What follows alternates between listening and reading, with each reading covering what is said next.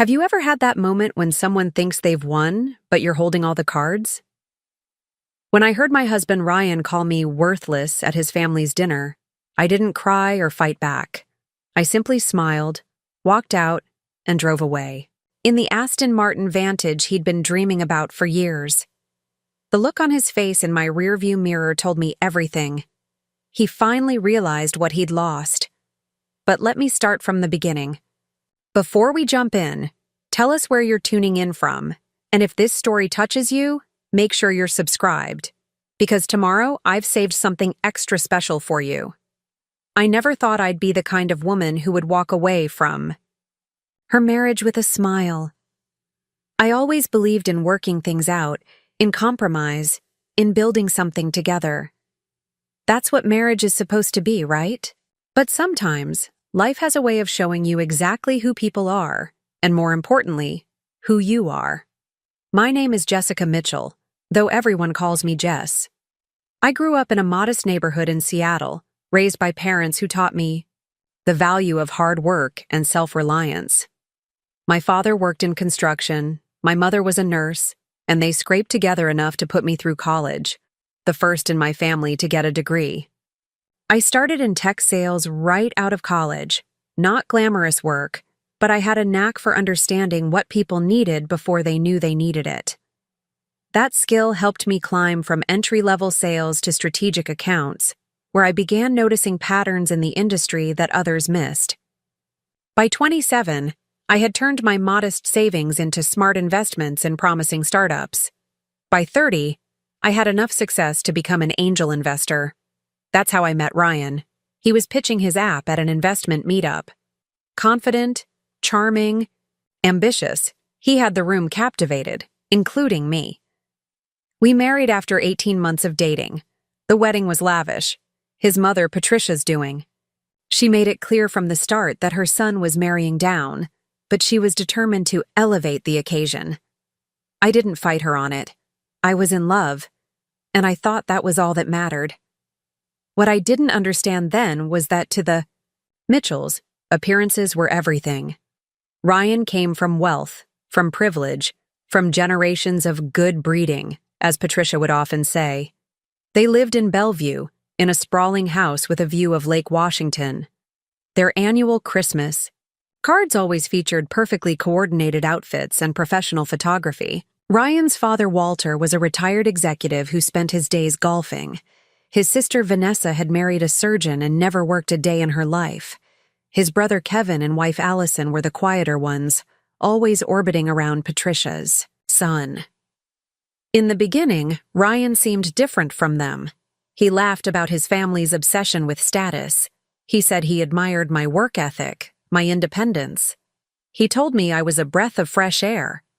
But looking back, I should have noticed how he always introduced me as my wife Jessica, rather than letting me speak about my own career.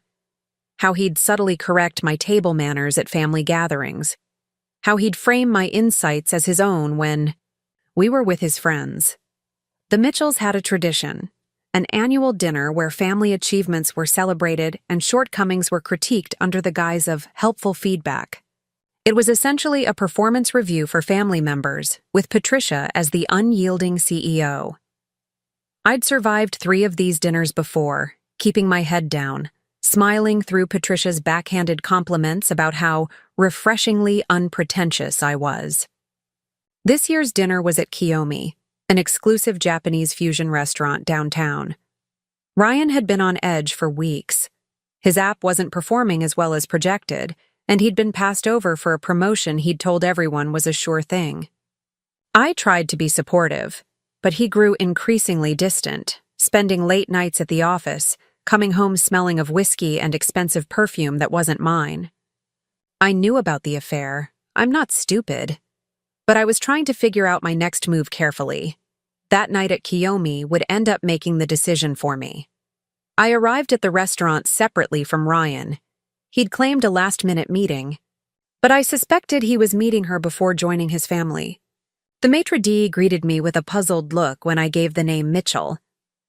"I'm sorry, madam, but the Mitchell party specifically requested that we not seat anyone arriving alone."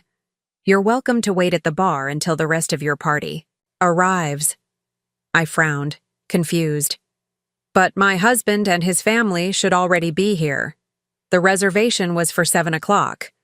The maître d' checked his tablet again and shook his head apologetically. The Mitchell party arrived 20 minutes ago. They're seated in the private dining room. But I was instructed by my mother-in-law, I finished for him. Patricia Mitchell, about my height, perfect blonde bob, looks like she's perpetually smelling something unpleasant. He maintained his professional composure, but his eyes confirmed my guess. I see, I said, reaching for my phone. I texted Ryan, I'm at the restaurant. The maître d' says I can't join you. 3 dots appeared immediately, then disappeared. Then reappeared. Finally, Mom made the reservation. Talk to her. I took a deep breath. 5 years of marriage, and this was what it had come to. Being barred from a family dinner like an unwelcome stranger. I could have left. Maybe I should. But something in me snapped. Not in anger, but in clarity. I'll wait at the bar, I told the maître d'. The bar at Kiyomi was a vision of understated luxury, backlit jade, hand-blown glass fixtures, and a wall of rare Japanese whiskeys. I ordered a neat Yamazaki 12 and watched the door to the private dining room. Through the frosted glass, I could make out silhouettes, Patricia's perfect posture, Walter's slouched shoulders, Vanessa's animated gestures, Kevin and Allison's, stillness and Ryan, his head bent towards his mother like a supplicant. I didn't plan what happened next. Or maybe subconsciously I'd been planning it for years. A familiar voice called my name. Jess? Jess Mitchell? I turned to see Marcus Torres, resplendent in a tailored navy suit. Marcus and I had worked together years ago, before he left sales to take over his family's luxury car dealership. Marcus, I smiled, genuinely pleased to see a friendly face. It's been too long. He took the stool next to mine. What brings you here? Business dinner? Family dinner, I said, nodding towards the private room. Or it was supposed to be. Marcus followed my gaze, then looked back at me, his expression shifting to understanding. Ah, you're waiting to join them? I shook my head. Apparently I wasn't on the guest list. Marcus's eyebrows shot up. Their loss, he said smoothly. Join me instead? I'm meeting some clients, but they just texted that they're running late. Before I could answer, the private room door opened, and Patricia Mitchell emerged, perfectly coiffed and wearing an expression of practiced concern. She spotted me immediately. Of course she had known I was there all along. Jessica, darling, she said, her voice carrying just enough to turn heads at nearby tables. What are you doing out here all alone? Didn't Ryan tell you we changed the reservation time? I felt the eyes of the bar patrons on me. This was exactly what Patricia wanted, to make me look lost, confused, out of place. No, he didn't, I said, keeping my voice even. The maître d' said you instructed him not to seat me.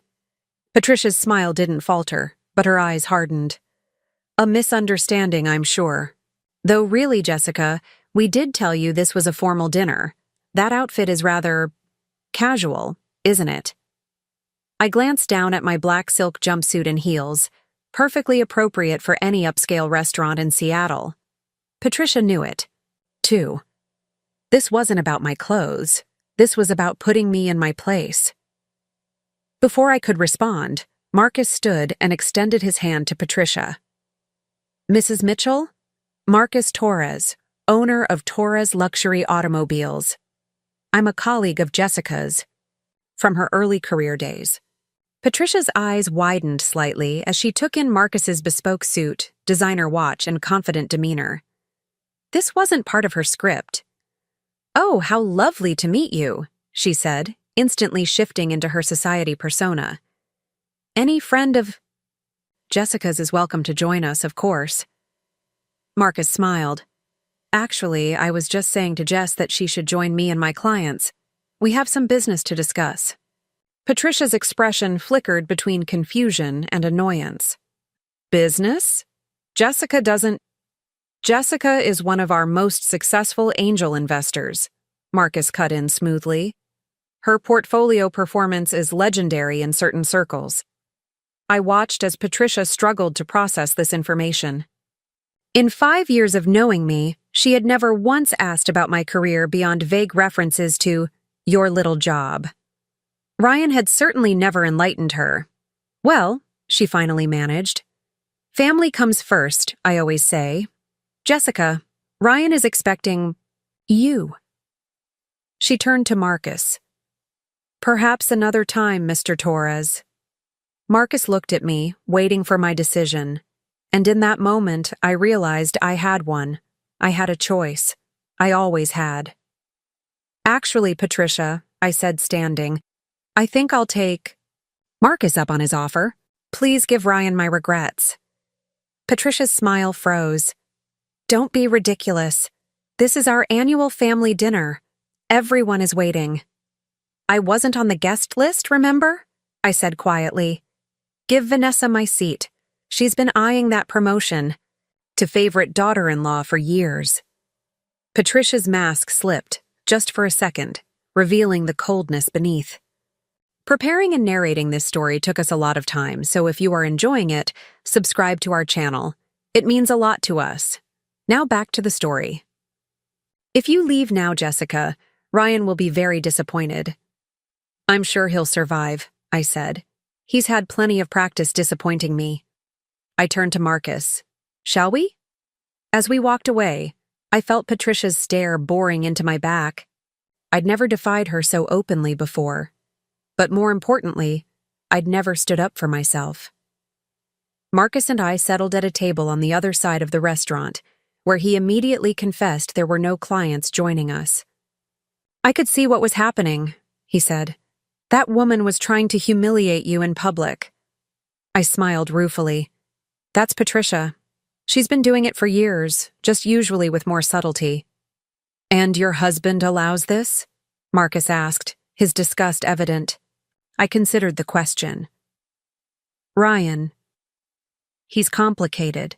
He wants his mother's approval more than anything, more than my happiness, certainly. Marcus shook his head. Then he's a fool. We ordered dinner, and for the first time in years, I enjoyed a meal without calculating every word, without bracing for the next subtle dig or backhanded compliment. Marcus and I caught up on the years since we'd worked together. He told me about taking over his family's dealership and transforming it into the premier luxury car showroom in the Pacific Northwest. I told him about my investments, my successes, and failures, my growing portfolio. You always were the smartest person in the room, Marcus said. I remember how you predicted the mobile payment surge before anyone was talking about it. I laughed. I just pay attention to patterns. Speaking of which, I nodded toward the front of the restaurant, where Ryan was now standing, scanning the dining room with an expression of barely contained fury. His eyes locked on our table, and he strode over, ignoring the host trying to intercept him. Jessica, he hissed, looming over our table. What the hell do you think you're doing? I took a sip of my wine. Having dinner with an old friend. Ryan, this is Marcus Torres.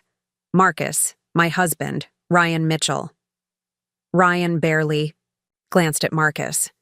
Mother said you deliberately embarrassed her in front of everyone. That's interesting, I replied. Because from where I'm sitting, she was the one who tried to bar me from a family dinner and then criticized my appearance in front of the entire bar. Ryan's jaw tightened. You're making a scene. Actually, Marcus interjected, the only person making a scene right now is you, Mr. Mitchell. Ryan finally turned to look at Marcus, really look at him, taking in the expensive suit, the confident posture, the protective way he'd shifted toward me. And who exactly are you? Ryan demanded.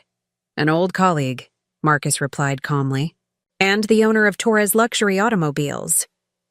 Something shifted in Ryan's expression. I knew that look.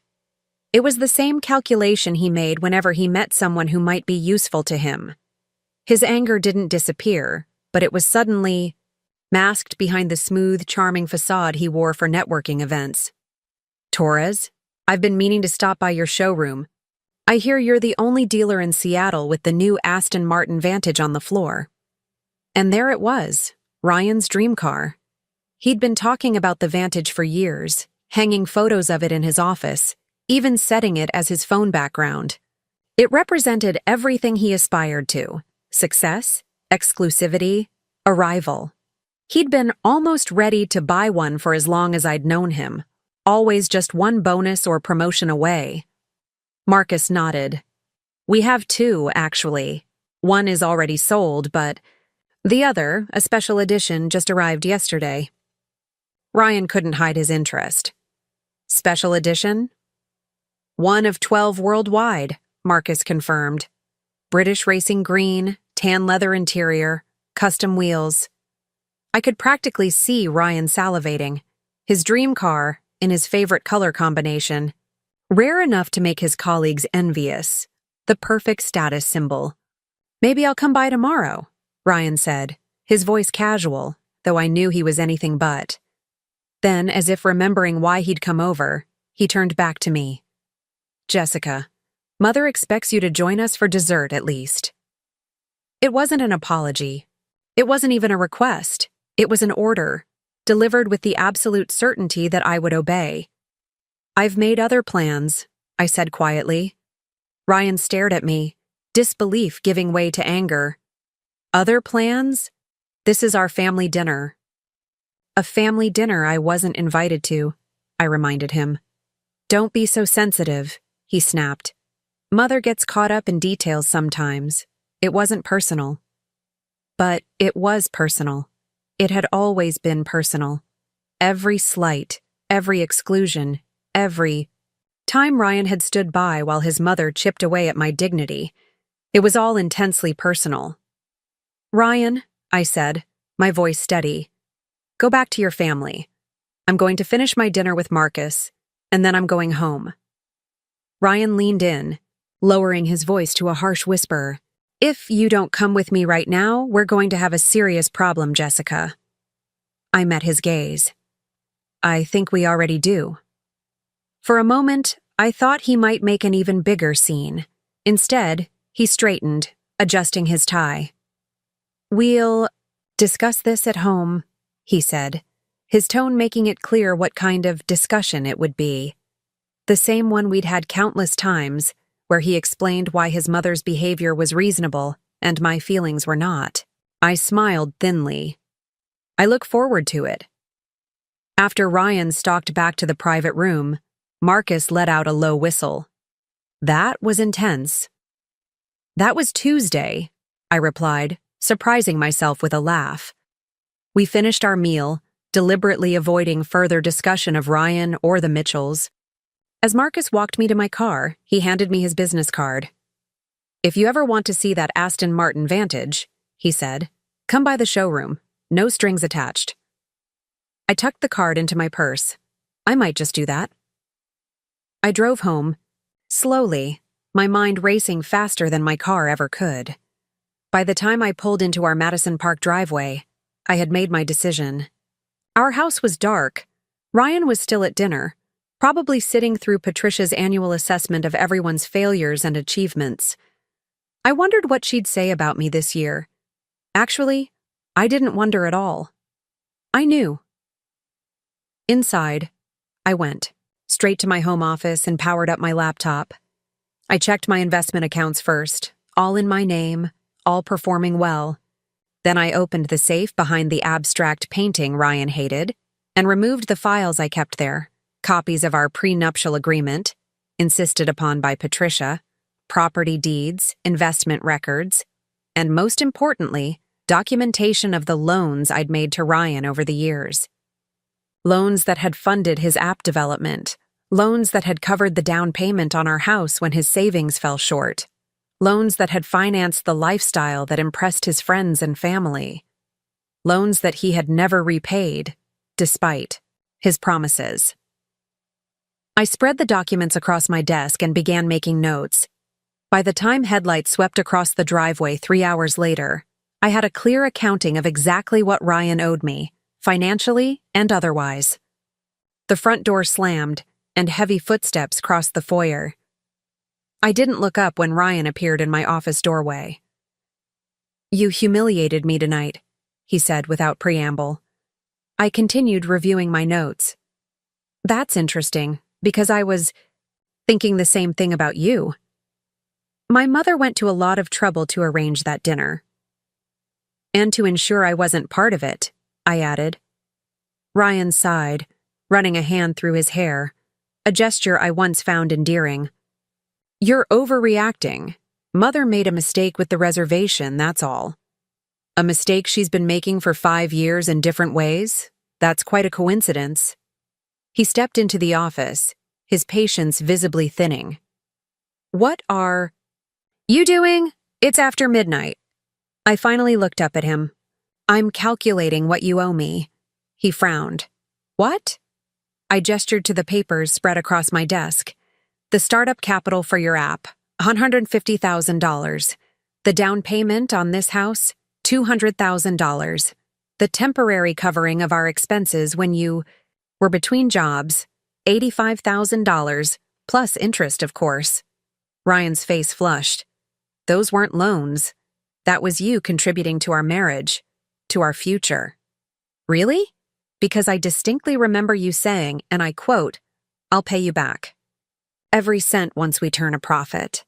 You even drafted promissory notes." I held up the papers with his signature, "Which legally makes these loans, not gifts." "You're my wife," he said, as if that explained everything. "What's mine is yours. What's yours is mine." I laughed, without humor. "That's funny, because I've never felt like anything in this marriage was truly mine. Not respect, not support, and certainly not loyalty." His expression changed, wariness replacing anger. "What are you talking about?" "I know about her, Ryan. The late nights, the perfume, the mysteriously depleted joint account." He didn't deny it. He didn't even look ashamed. Instead, he looked annoyed, as if I'd brought up a minor household chore he'd forgotten to complete. "It's not what you think," he said dismissively. "It's just a thing that happened. It doesn't mean anything." Like I don't mean anything?" I asked quietly. "Like my feelings don't mean anything? Like the vows you made don't mean anything?" He threw up his hands. "For God's sake, Jessica, you're making this into some dramatic production. So I made a mistake. So my mother sometimes forgets to include you. So what? Look at the life we have.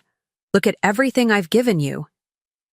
I stared at him, truly seeing him perhaps for the first time.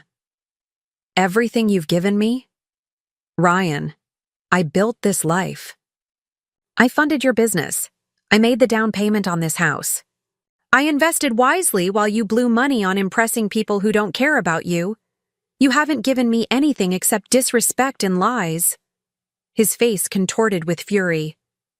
"You think you're so perfect, don't you? Self-made Jess, the girl from the wrong side of the tracks who made good. Well, let me tell you something. Without me, without my family name and connections, you'd be nothing. You'd be worthless." There it was. The word hung between us like a physical thing. Worthless. In that moment, everything became crystal clear. I closed the folder in front of me and stood up. "I want you to leave," I said calmly. Ryan blinked, caught off guard by my sudden shift. "What?" "I want you to pack a bag and leave. Now," he snorted. "This is my house." "Actually," I said, sliding a document across the desk toward him, "it's mine. The mortgage is in my name. I made the down payment. You've contributed exactly 15% of the monthly payments over 5 years, which I'm happy to refund to you." Ryan stared at the paper, his face paling. "You can't do this." "I already have," I said. "I've also frozen our joint accounts, as I have evidence you've been misappropriating funds. My lawyer will contact you tomorrow regarding the dissolution of our marriage and the repayment of your outstanding debts to me." He looked up at me, shock giving way to calculation. Ryan had always been quick to adapt when backed into a corner. "Jess, come on," he said, his voice softening. "We're both tired and saying things we don't mean. Let's sleep on it, talk in the morning." "I've slept on it for 5 years," I replied. "I'm done talking." "You're being ridiculous," he said, anger creeping back into his tone. "Where am I? Supposed to go at this hour?" "I hear your mother keeps your childhood bedroom exactly as you left it," I suggested. "Or perhaps your girlfriend has room." Ryan's face hardened. "You'll regret this. You think you can just walk away? My family has connections you can't imagine. We can make life very difficult for you." I smiled then, a real smile that seemed to unnerve him more than anger would have. "Ryan, your family has been making my life difficult since the day I met them. The difference is now I don't care." I walked past him, headed for our bedroom, my bedroom now. He caught my arm, his fingers digging in painfully. "This isn't over," he hissed. I looked pointedly at his hand until he released me. "Yes, it is. Pack your things and get out, or I'll call the police and have you removed. Your choice." I left him standing there, went to the bedroom, and locked the door behind me. Through the wall, I heard him cursing, heard something shatter, the vase his mother had given us as a wedding present, I guessed from the sound. Then came the stomping of feet, the opening and slamming of drawers, the jingle of keys being snatched from the entry table. Finally, the front door slammed so hard the windows rattled. I sank onto the bed, expecting to feel grief or fear, or at least uncertainty. Instead, I felt lighter than I had in years. I picked up my phone and looked at the business card Marcus had given me. It was after 1 a.m., but I sent a text anyway. "That Aston Martin Vantage you mentioned? I'd like to see it tomorrow. First thing." To my surprise, he replied almost immediately, "Showroom opens at 9. I'll have it waiting." I slept soundly for the first time in months. The next morning, I dressed with care. A sleek pantsuit, my best heels, subtle makeup. Professional, confident, ready for a new chapter. I arrived at Torres Luxury Automobiles precisely at 9 a.m., and Marcus was waiting as promised. The car was even more beautiful in person. British racing green with tan leather interior, exactly as described. Exactly as Ryan had always dreamed. "Want to take it for a test drive?" Marcus asked. I ran my hand over the smooth curve of the hood. "Actually, I want to buy it." Marcus raised an eyebrow. "It's not an impulse purchase kind of car, Jess. Maybe take it for a spin first, think it over?" I shook my head. "I don't need to think it over. I've done my research. I know exactly what I'm doing." 2 hours later, I drove the Aston Martin Vantage out of the showroom, the paperwork signed and payment transferred from my personal account. The car handled like a dream, responsive and powerful. I understood now why Ryan had coveted it for so long. It wasn't just a car, it was a statement. My statement. I drove straight to my lawyer's office, where I handed over the file I'd prepared the night before. Linda Kim had been my attorney since my first successful investment, and she didn't bat an eye at my request for an immediate divorce filing. "The prenup should make this straightforward," she said, reviewing the documents. "But these loans, he'll fight you on them." "Let him," I replied. "I have the paperwork and his signature on every page." Linda nodded approvingly. "I'll have this filed today. Where can we serve him with the papers?" I smiled. "I have a pretty good idea." After leaving Linda's office, I drove to the Mitchell family home in Bellevue. I knew Ryan would be there. Where else would he go in a crisis but running home? To Mommy? I pulled up to the circular driveway, the Aston Martin's engine purring like a contented cat. Through the large front windows, I could see movement inside.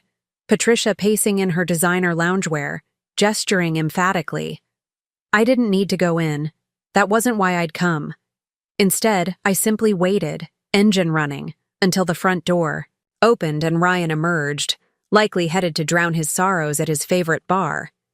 He froze when he saw the car, his dream car, in his favorite color, parked in his mother's driveway, with his wife behind the wheel. I rolled down the window as he approached, his expression a fascinating mix of confusion, anger, and naked desire. For the car, not for me. "Jessica, what is this?"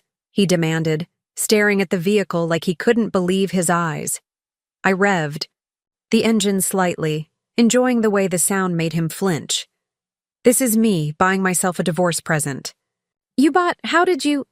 He couldn't even form a complete sentence. "That's my dream car." I laughed. "No, Ryan, it's my car. Just like the house is my house. Just like my money is my money." His face contorted with fury. "You think this is funny? You think you can humiliate me like this?" "Actually," I said, "I think it's poetic justice. You called me worthless, but here I am in a car worth more than you've earned in the past 3 years." Before he could respond, a sleek, black sedan pulled into the driveway behind me. A woman in a tailored suit emerged, carrying a leather portfolio. "Ryan Mitchell?" she called out. Ryan turned, still dazed. "Yes?" "I'm from Kim Legal Services. I'm here to serve you with divorce papers." As the woman approached him with the documents, I put the car in gear. Ryan spun back toward me, his face pale. "Jessica, wait." But I didn't wait. I didn't need to hear whatever he was about to say. The excuses, the promises, the threats. I simply smiled, waved, and drove away, leaving him standing in his mother's driveway with divorce papers in one hand and the shattered remains of his ego at his feet. In my rearview mirror, I caught a glimpse of Patricia coming out of the house, no doubt drawn by the commotion. Her face as she took in the scene, her son, the divorce server, and me driving away in an Aston Martin, was worth every penny of the car's price tag. I pressed my foot on the accelerator and felt the power of the engine respond instantly. Ahead of me stretched an open road and a future entirely of my own making. Worthless? No. I was worth everything. And now, finally, I knew it. The Aston Martin handled like a dream as I navigated through the winding roads of Bellevue, putting distance between myself and the life I was leaving behind. Each turn of the wheel felt like turning a page in my story, each mile bringing me closer to the woman I was meant to be all along. I hadn't planned on buying Ryan's dream car when I woke up that morning. It was an impulse decision. But as I felt the leather seat cradle me and heard the engine's perfect purr, I knew it was the right one. This wasn't about revenge, though the look on Ryan's face had certainly been satisfying. This was about reclaiming my power. My phone buzzed incessantly on the passenger seat. Ryan had already called 12 times in the 20 minutes since I'd driven away from his mother's house. I silenced it without looking and focused on the road ahead. The sky was that perfect Seattle blue that only appears on rare days, when the clouds decide to take a break from their usual vigil. It felt like an affirmation. I drove to Capitol Hill, to the high-rise condo building where I'd impulsively purchased a unit 3 months ago. Ryan didn't know about it. I'd bought it as an investment property through one of my LLCs, but somewhere in my subconscious, I think I knew it would become my escape hatch. The doorman recognized me immediately and greeted me with a warm smile. "Good morning, Ms. Mitchell. Beautiful car." "Thank you, James. And it's Ms. Harmon now," I replied, reverting to my maiden name with a lightness that surprised me. "I'll be staying in Unit 1805 for the foreseeable future." If James was surprised, he didn't show it. He simply nodded and held the door open for me. "Welcome home, Ms. Harmon." Home. The word resonated as I rode the elevator to the 18th floor. The condo was sparsely furnished, just the basics I'd arranged when I closed on the property. But it had floor-to-ceiling windows that captured the Seattle skyline in all its glory, hardwood floors that gleamed in the morning light, and most importantly, not a single trace of Ryan or the Mitchells. I set my overnight bag down and walked to the windows, gazing out at Elliott Bay in the distance. For the first time in years, I felt like I could breathe. No calculating my words to avoid Patricia's subtle digs. No pretending not to notice Ryan's late nights. No more shrinking myself to fit into the box they had created for me. My phone rang again, but it wasn't Ryan this time. It was Linda, my lawyer. "He's been served," she said without preamble when I answered. "And he's not taking it well." I laughed softly. "I'm aware. His mother has already called our office 3 times. Apparently she wants to speak to my supervisor about the unprofessional manner in which we served the papers. I told her, I am the supervisor." I'm sure she loved that. "About as much as a root canal," Linda confirmed. "Listen, Jess, things are going to get ugly. The Mitchells don't strike me as the type to go quietly." I moved away from the window and sat on the single chair in the living room. I'm prepared for that. I have all the documentation for the loans. The prenup is ironclad. Patricia made sure of that herself, though I doubt she expected it to work in my favor. "It's not just the legal battle I'm worried about," Linda said. "People like the Mitchells. They play dirty. They'll try to ruin your reputation, poison your social connections, maybe even go after your business relationships." I thought about that for a moment. Let them try. Seattle's tech community knows my track record. My investments speak for themselves. Still, be careful. Document everything. If Ryan or any of them contact you, don't respond directly. Forward it all to me. After hanging up with Linda, I made a list of things I needed: furniture, household essentials, personal items still at the Madison Park house. I'd have to go back eventually to collect my things, but not today. Today was for moving forward. I ordered takeout from my favorite Thai place and spent the rest of the day setting up my new life, changing my mailing address, updating account information, sending key client notices about my change of contact details. By evening, I was exhausted but calm. The kind of exhaustion that comes from purpose, not anxiety. As night fell over Seattle, I made a bed of blankets near the windows and lay there watching the city lights flicker to life. My phone had finally stopped ringing. Ryan had called 27 times before giving up. There were also 6 calls from Patricia, 3 from Vanessa, and surprisingly, 1 from Kevin. I ignored them all. There was nothing left to say. Just as I was drifting off to sleep, a text came through from a number I didn't recognize. "I heard what happened. Are you okay? Marcus." I smiled into the darkness. "Better than okay. Thank you for the car." "The wide pleasure was mine. If you need anything else, I'm here." I set the phone aside, feeling a curious warmth that had nothing to do with the blankets. It wasn't romantic interest. It was too soon for that, and besides, Marcus was just being kind. It was the simple reminder that not everyone in the world was like the Mitchells, that there were people who saw value in me beyond what I could do for them. I fell asleep thinking about value, about worth, about how we so often let others determine what we're worth instead of setting the price ourselves. Morning came with a clarity I hadn't felt in years. I showered in my nearly empty bathroom, dressed in one of the few outfits I'd brought with me, and headed out to begin rebuilding my life. First stop, a furniture store to make my new place livable. Second, the bank to complete the separation of my finances.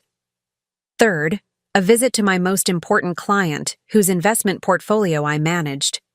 Theodore Baldwin was in his 70s, a tech pioneer who'd made his fortune in the early days of computing and now enjoyed watching his wealth grow through strategic investments. He'd been my client for 3 years, ever since I'd doubled the return on an investment his previous advisor had dismissed as too risky. Theo hadn't cared that I was younger than his grandchildren, or that I didn't come from money. He only cared about results, and I delivered those consistently. His assistant showed me into his home office overlooking Lake Washington. Theo was at his desk, glasses perched on his nose as he read something on his tablet. "Jessica," he greeted me with a warm smile, setting the device aside. "This is an unexpected pleasure. I thought our quarterly review wasn't until next month." I took the seat across from him. "It's not. This is a personal visit, Theo." His bushy eyebrows rose. "Should I be concerned?" "Not about your investments," I assured him. "They're performing exactly as projected. It's my personal situation that's changed. I've left my husband." Theo sat back in his chair, studying me. "I see. And you're telling me this because Ryan and his family have connections in this city, and they're not above using them to make trouble for me. I wanted you to hear directly from me that my professional capabilities remain unchanged. Your portfolio is and will continue to be my top priority." The old man's face broke into a grin. "You think I care about your marital status? Jessica, I hired you because you're brilliant with money. Unless you're planning to become suddenly stupid, I don't see how your divorce affects our working relationship." I laughed, relief washing over me. "Thank you, Theo." "Now," he leaned forward, eyes twinkling with interest, "tell me the real reason you're here." I hesitated, then decided on honesty. "I need advice from someone who's navigated Seattle's upper echelons longer than I have. The Mitchells are going to try to discredit me, professionally and personally. I need to be prepared." Theo nodded thoughtfully. "Patricia Mitchell does fancy herself a queen bee. Been that way since she married Walter 30-some years ago. New money trying desperately to seem like old money." This was news to me. New money? Ryan always said his family had been wealthy for generations. Theo snorted. Walter's father had money, sure, but Patricia? Her father owned a construction company. Successful, but hardly the blue blood she pretends to be. She married Walter and reinvented herself. The irony wasn't lost on me. Patricia had spent years making me feel inferior for my modest background, when her own origins weren't so different. "Here's my advice," Theo continued. "First, get ahead of the story. The Mitchells will spin a narrative about you being a gold digger who's abandoning poor Ryan. Beat them to the punch with your own narrative." "I don't want to badmouth them publicly," I said. "That feels undignified." "Who said anything about badmouthing? Simply make your professional achievements more visible. Remind the community who you are beyond being Ryan Mitchell's wife." "And second?" Theo's expression turned serious. "Don't underestimate Patricia. She's built her entire identity around her family's social standing. You're not just leaving her son, you're threatening her carefully constructed world. She'll fight dirty." I thought about the signs I'd missed over the years, the way Patricia controlled the family narrative, the way Ryan deferred to her judgment even when it contradicted his own interests, the way she'd systematically tried to diminish me from the moment I entered their lives. "Thank you, Theo. I appreciate your candor." He waved a dismissive hand. "Just make sure my portfolio keeps performing, and we'll call it even." As I left Theo's lakeside mansion, I felt fortified for what was coming. I wasn't naive enough to think the Mitchells would let me walk away without consequences. But for the first time, I wasn't afraid of their retaliation. I was prepared for it. My next stop was my house in Madison Park. Ryan's car wasn't in the driveway, which meant he was either still at his mother's or had gone to stay with his girlfriend. Either way, his absence made this easier. I used my key to enter what had once been our shared home and was immediately struck by how different it felt. In just one day, it had transformed from a sanctuary to a museum of a life I no longer recognized. I moved efficiently through the rooms, gathering only what I truly needed: clothes, personal documents, a few sentimental items that had nothing to do with Ryan or his family. I was in the master bathroom collecting my toiletries when I heard the front door open. "Jessica?" Ryan's voice echoed through the house. Your car's outside. I know you're here. I took a deep breath and continued packing my things. Let him come to me. Footsteps approached the bedroom, and then Ryan was standing in the bathroom doorway, looking like he hadn't slept. His usually perfect hair was disheveled, his designer shirt wrinkled. "So it's true," he said, his voice flat. "You're really doing this." I didn't look up from my task. The divorce papers weren't clear enough?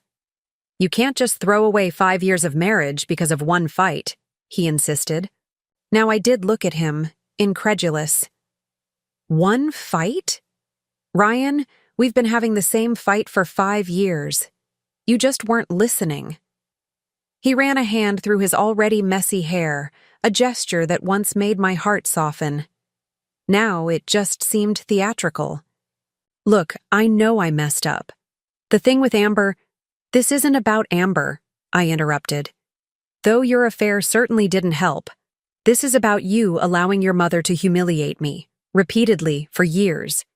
This is about you caring more about appearances than reality. This is about you calling me worthless when everything you have because of me." Ryan flinched at the word worthless, but quickly recovered. "I didn't mean that. I was angry. People say things they don't mean when they're angry." "No, Ryan. People say exactly what they mean when they're angry. They just usually have the sense to lie about it afterward." I zipped up my toiletry bag and tried to move past him. He blocked the doorway. "Move, Ryan." "We need to talk about this," he insisted. "You can't just walk away. What about the house? What about the investments? What about the car?" I suggested, watching his expression darken. "That was a low blow," he said, jaw clenched. "You knew how much I wanted that car. And you knew how much I wanted a husband who would stand up for me.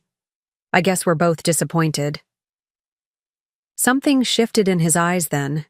The familiar calculation I'd seen countless times when he was trying to figure out the best angle to get what he wanted. "Jess," he said, his voice softening as he took a step toward me. "Baby, I know I've been an idiot. I know I've taken you for granted. But we can fix this." He reached for my hand, and I let him take it, curious where this performance was going. "I love you," he continued. "I've always loved you. Yes, I made mistakes. Yes, I should have stood up to my mother. But I was caught between the two women I love most in the world. Can't you understand how difficult that was for me?" I almost laughed. Even now he was making himself the victim, casting his cowardice as a noble sacrifice. "Let's start over," he urged, squeezing my hand. "We'll see a counselor. I'll tell Mother to back off. I'll end things with Amber. Whatever you want, Jess. Just don't throw away everything we've built together." For a moment, I allowed myself to imagine it, going back, trying again, believing his promises. The familiar comfort of routine, the social status of being Mrs. Ryan Mitchell, the path of least resistance. Then I thought about the night before, lying on blankets in my empty condo, feeling freer than I had in years despite having only the bare essentials. I gently pulled my hand from his. "There is no we anymore, Ryan. You made sure of that."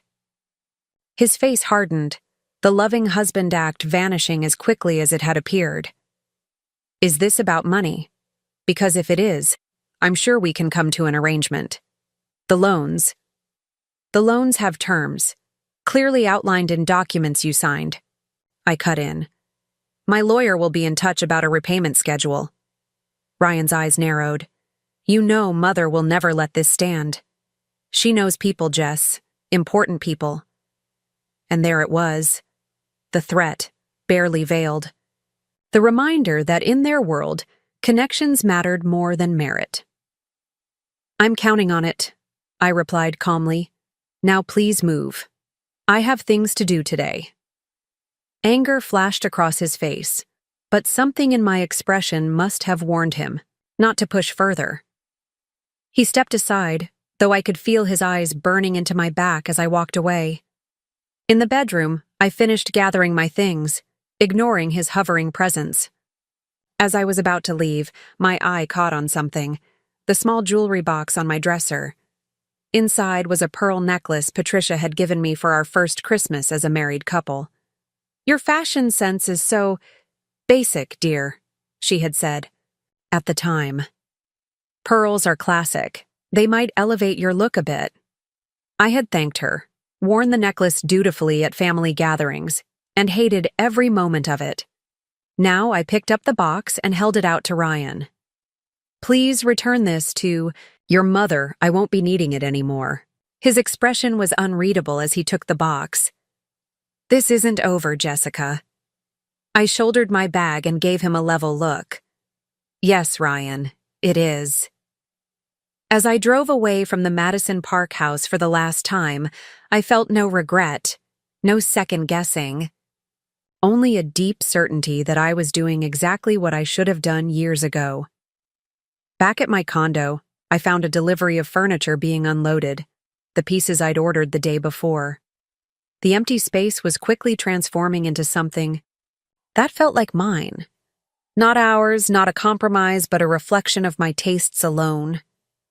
I directed the placement of each item, enjoying the simple pleasure of making decisions without considering anyone else's preferences. By late afternoon, my new home was taking shape. The modern sectional in deep blue, the glass dining table, the king-sized bed with the fluffy white duvet I'd always wanted but Ryan had vetoed as too feminine. It wasn't perfect yet, but it was progress. My phone chimed with an email notification from Linda. "Call me ACP." I dialed her number immediately. "The Mitchells have hired Lancaster," she said without greeting. I sank onto my new couch.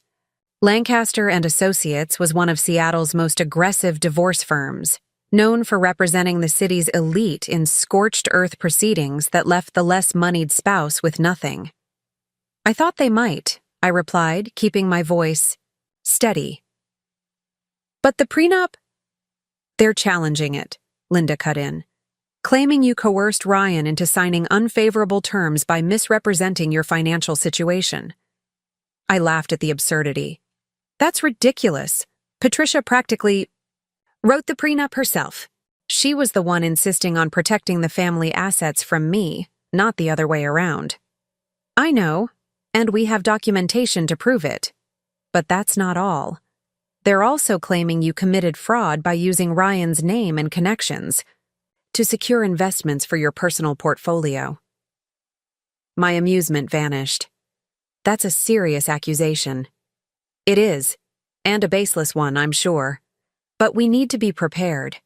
I need documentation of every investment you've made, every client meeting, every decision. We need to prove your business success is entirely your own." After hanging up, I sat in the growing darkness of my condo, thinking. The Mitchells were moving faster than I'd anticipated, and they were playing dirtier than I'd expected.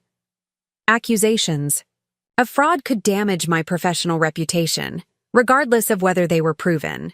Clients might get nervous, withdraw their business. Years of careful work could be undone by whispers and innuendo. I needed to get ahead of this, just as Theo had advised. I picked up my phone and called Marcus. "Jess," he answered warmly. "How's the car treating you?" "Like a dream," I said. "Listen, I need a favor." "Name it." "I need to make some connections in Seattle's tech investment community. Not clients, I have those, but allies. People who can vouch for my professional reputation when the Mitchells start spreading rumors." There was a pause. "They're coming after you professionally? That's low." "That's Patricia," I replied. "She knows my career is important to me, so that's where she'll attack." "I can help," Marcus said.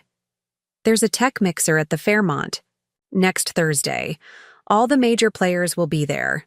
I can get you an invitation." "Thank you, Marcus." "Jess," he hesitated, then continued, "be careful. The Mitchells. They're not known for playing fair." After we hung up, I walked to the windows and looked out at the Seattle skyline. the Space Needle illuminated against the night sky.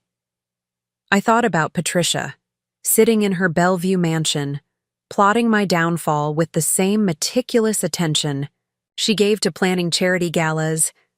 I thought about Ryan, probably feeding her information about me, about my clients, about my vulnerabilities. They thought they knew me. They thought I was the same woman who had smiled politely through Patricia's insults, who had accepted Ryan's neglect, who had played by their rules for 5 long years. They were about to discover how wrong they were. The week that followed was a blur of activity. During the day, I met with clients, reassuring them that my personal situation wouldn't affect their investments. I gathered documentation for Linda, building an ironclad case against the Mitchells' accusations. I furnished my condo, creating a space that reflected the woman I was becoming rather than the woman I'd been. At night, I researched. I dove into public records, news archives, and business filings, looking for anything that might give me insight into the Mitchells' vulnerabilities. What I found confirmed what Theo had told me. Patricia's background was far more modest than she pretended. Her father's construction company had been successful in a blue-collar way, nothing like the old money pedigree she claimed. More interestingly, Walter Mitchell's investment firm had weathered some questionable dealings in the early 2000s. Nothing illegal, but certainly ethically dubious.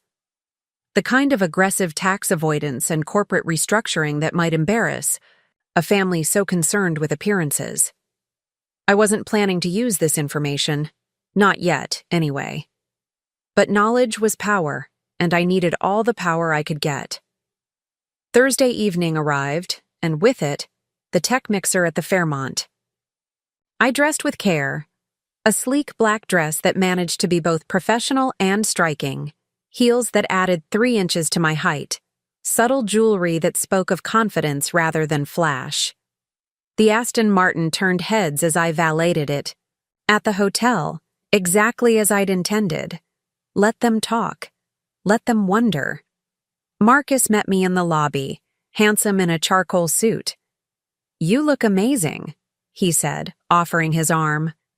"I feel amazing," I replied, and it wasn't a lie. Despite the stress of the week, despite the legal battle looming, I felt more myself than I had in years. The ballroom was crowded with Seattle's tech elite, startup founders, venture capitalists, industry veterans. Many faces I recognized, some I knew personally. Marcus led me through the crowd, making introductions, subtly highlighting my investment. Successes without my having to brag. Jessica advised on the Series B for Meditech, he told a group of VCs. Predicted their market expansion perfectly. "That telehealth platform was your pick?" one of them asked, impressed. "Bold move, paid off beautifully." I smiled, accepting the compliment with grace. I recognized the potential early. Sometimes, the greatest opportunities come from seeing what others miss. As the evening progressed, I found myself in conversation with leaders I'd admired from afar, exchanging ideas, making connections that could strengthen my position in the industry. I was in the middle of a fascinating discussion about blockchain applications when I felt a shift in the room's energy. I turned to see Patricia and Walter Mitchell entering the ballroom, Ryan trailing behind them like an afterthought. Patricia was resplendent in designer evening wear, Walter distinguished in his tuxedo. They moved through the crowd with practiced ease, greeting people by name, accepting deference as their due. Marcus appeared at my side. "I didn't know they'd be here," he murmured. "We can leave if you want." I shook my head. "No, this is exactly where I need to be." Our eyes met, and he nodded, understanding. "I'm right behind you." I watched as Patricia worked the room, her gaze eventually landing on me. The momentary widening of her eyes was the only indication of her surprise at finding me there. She leaned in to whisper something to Walter, who glanced my way with a frown. Ryan, following his parents' gaze, went pale when he spotted me. I excused myself from my conversation group and moved deliberately toward the bar, creating a path that would intersect with the Mitchells. Let them decide whether to acknowledge me or pretend they didn't see me. Either option would be revealing. Patricia, ever the strategist, made her choice quickly. She intercepted me halfway to the bar, her smile as sharp as cut glass. "Jessica," she said, voice pitched to carry just far enough for nearby guests to hear. "What a surprise to see you here." I returned her smile with equal insincerity. "Patricia. Walter." I deliberately excluded Ryan from my greeting. "I didn't realize you followed the tech scene so closely," Walter harumphed. "Been investing in tech since before these startup kids were born." "Of course," I said smoothly. "Though I believe your firm specializes more in established industries, manufacturing, retail." Patricia's smile tightened. She knew I was subtly highlighting the difference between Walter's traditional investments and the cutting-edge tech. Work I did.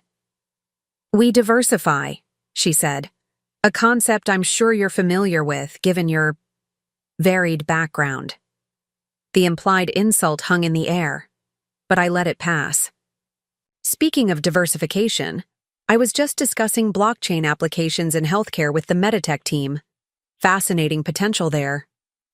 Before Patricia could respond, a woman approached our group, Eliza Chen, founder of a healthcare AI startup I'd invested in early. "Jessica!" Eliza exclaimed. "I've been looking for you. That prediction you made about regulatory changes in the healthcare space? Spot on. Just wanted to thank you for steering us clear of that potential minefield." I introduced Eliza to the Mitchells, enjoying the way Patricia's expression flickered between social politeness and growing annoyance as Eliza enthused about my strategic insights. "Your daughter-in-law has an uncanny ability to see around corners," Eliza told Patricia. "We doubled our valuation after implementing her recommendations." "Ex-daughter-in-law, technically," I corrected gently. "Ryan and I are in the process of divorcing." Eliza's eyes widened slightly, but to her credit, she recovered quickly. "Well, their loss is the tech community's gain. We get more of your brilliant mind now." After Eliza moved on, Patricia fixed me with a cold stare.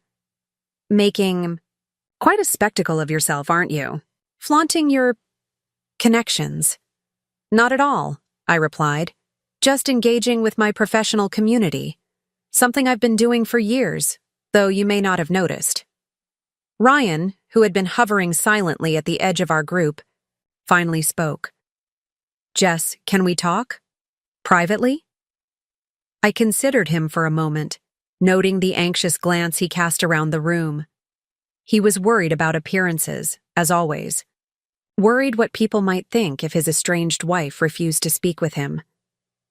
"I don't think we have anything to discuss that our lawyers can't handle," I said, loud enough for nearby guests to hear. "Especially given the fraud accusations. Your family has decided to level against me." A few heads turned at the word fraud. Patricia's face flushed with anger. "This is hardly the place." "I agree," I cut in. "Which is why I'm surprised you chose to bring such serious accusations into a professional setting where my reputation matters. But then, that was the point, wasn't it? To damage my standing in the industry?" Walter stepped forward, placing a restraining hand on Patricia's arm. "Perhaps we should continue this discussion elsewhere," he suggested, ever the pragmatist. I smiled. "There's nothing to discuss. Your law firm has made your position clear. My law firm will respond accordingly." I turned to walk away, but Ryan grabbed my elbow. "Jessica, please." I looked pointedly at his hand until he released me. "Enjoy the rest of your evening," I said, then moved smoothly back into the crowd, leaving them standing there. Marcus found me moments later.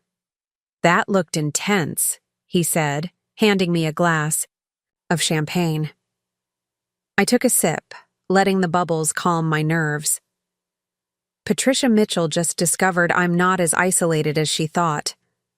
Not as easy to discredit. The look on her face was priceless, Marcus observed, like she'd bitten into something sour. For the rest of the evening, I could feel the Mitchells watching me as I moved through the room, engaging with industry, leaders, laughing at the right moments, projecting confidence and competence.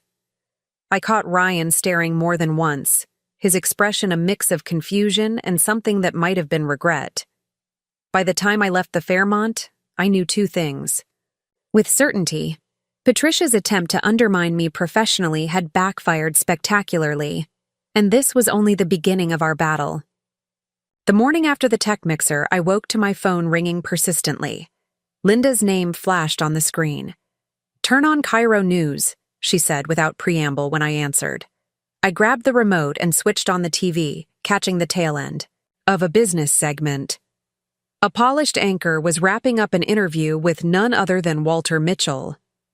"Concerns about ethical investment practices in Seattle's tech sector," Walter was saying, his expression grave. "When personal relationships influence investment decisions, everyone loses."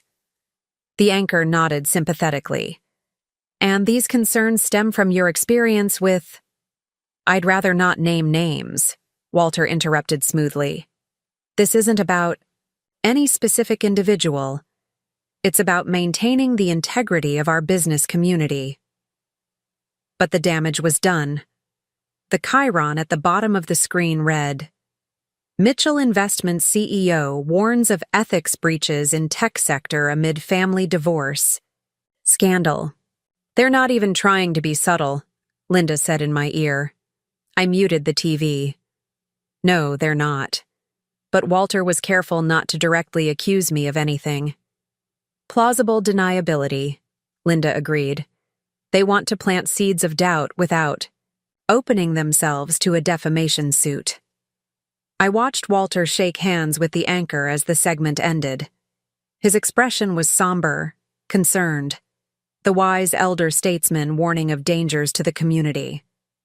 It was a masterful performance. "We need to respond," I said. "Carefully," Linda cautioned. "A direct counterattack could make you look defensive." "I'm not talking about a counterattack. I'm talking about a display of strength." After hanging up with Linda, I showered and dressed with particular care, a tailored navy suit, subtle makeup, hair pulled back in a sleek ponytail, professional, confident, unruffled. I had 3 client meetings scheduled for the day, and now they carried additional weight. Each was an opportunity to demonstrate that Walter's veiled accusations hadn't affected my business acumen or client relationships. My first meeting was with Eliza Chen, whose AI healthcare startup was preparing for another round of funding. We met at her office in South Lake Union, a sleek space humming with the energy of innovation. "I saw Walter Mitchell on Cairo this morning," Eliza said as soon as we were settled in her glass-walled conference room. Subtle, he was not. I appreciated her directness. "The Mitchells are concerned about appearances." "Their appearances, not yours," she corrected. "I've worked with you for 2 years, Jess. Your investment advice has been consistently sound, based on actual market insight, not personal connections." "Thank you for that," I said, genuinely touched. "But I understand if you'd prefer to work with someone less complicated right now." Eliza laughed. "Are you kidding? I just watched you stand your ground against one of Seattle's old guard families. If anything, I'm more impressed than ever." She leaned forward. "The question is, are you still fully focused on business despite all this personal drama?" I pulled out my tablet and opened the presentation I'd prepared. "Judge for yourself. I've analyzed your competitive landscape for the next funding round. Here's who else is looking for Series C funding in your sector, and here's how we position you to stand out." For the next hour, we dove deep into strategy, market projections, and investor psychology. By the time I left, Eliza had not only confirmed she wanted to continue working with me, but had referred another startup founder my way. 1 down, 2 to go. My second meeting was with a more traditional client, a retired software engineer who had entrusted me with his considerable portfolio. Howard was in his 60s, more cautious by nature, exactly the type who might be swayed by Walter Mitchell's gravitas on morning television. We met at a quiet cafe near his Mercer Island home. Howard was already there when I arrived, newspaper open beside his coffee. The Seattle Times business section featured a small article about Walter's TV appearance. "Jessica," Howard greeted me, folding the paper away. I was beginning to worry. "You might cancel." I slid into the seat across from him. "Why would I do that?" He gestured vaguely toward the folded newspaper. "Given everything that's happening, your divorce, these allegations." "Howard," I said calmly, "has your portfolio underperformed in any way since you became my client?" He blinked. "No, quite the opposite." "And have I ever given you cause to question my ethics or judgment?" "Of course not." "Then why would I cancel a meeting with a valued client? My personal life has no bearing on my professional capabilities." Howard studied me for a long moment, then nodded. "Fair point. Though I admit, I was concerned when I saw Walter Mitchell on the news this morning. He's a respected figure." "He's also my soon-to-be ex-father-in-law," I replied. "Which gives him a certain bias, wouldn't you say?" Howard's lips twitched in a reluctant smile. "Also a fair point." He sipped his coffee. "So, shall we discuss my portfolio?" By the time we finished, Howard had not only reaffirmed his confidence in me but had increased his investment allocation. As I was leaving, he called after me. "Jessica? For what it's worth, I've known Walter Mitchell for 20 years. Never particularly cared for him. Too self-important by half." I smiled. "Your secret's safe with me." My final meeting of the day was the most challenging. A potential new client, a tech entrepreneur who had recently sold his company for a substantial sum. Martin Wright had been referred to me weeks ago, before the divorce, before the Mitchells began their campaign. I had no idea if he'd even show up, given the morning's news. I arrived at the upscale restaurant early, secured a quiet table, and waited. 5 minutes past our appointment time, I was beginning to think I'd been stood up when Martin appeared, slightly out of breath.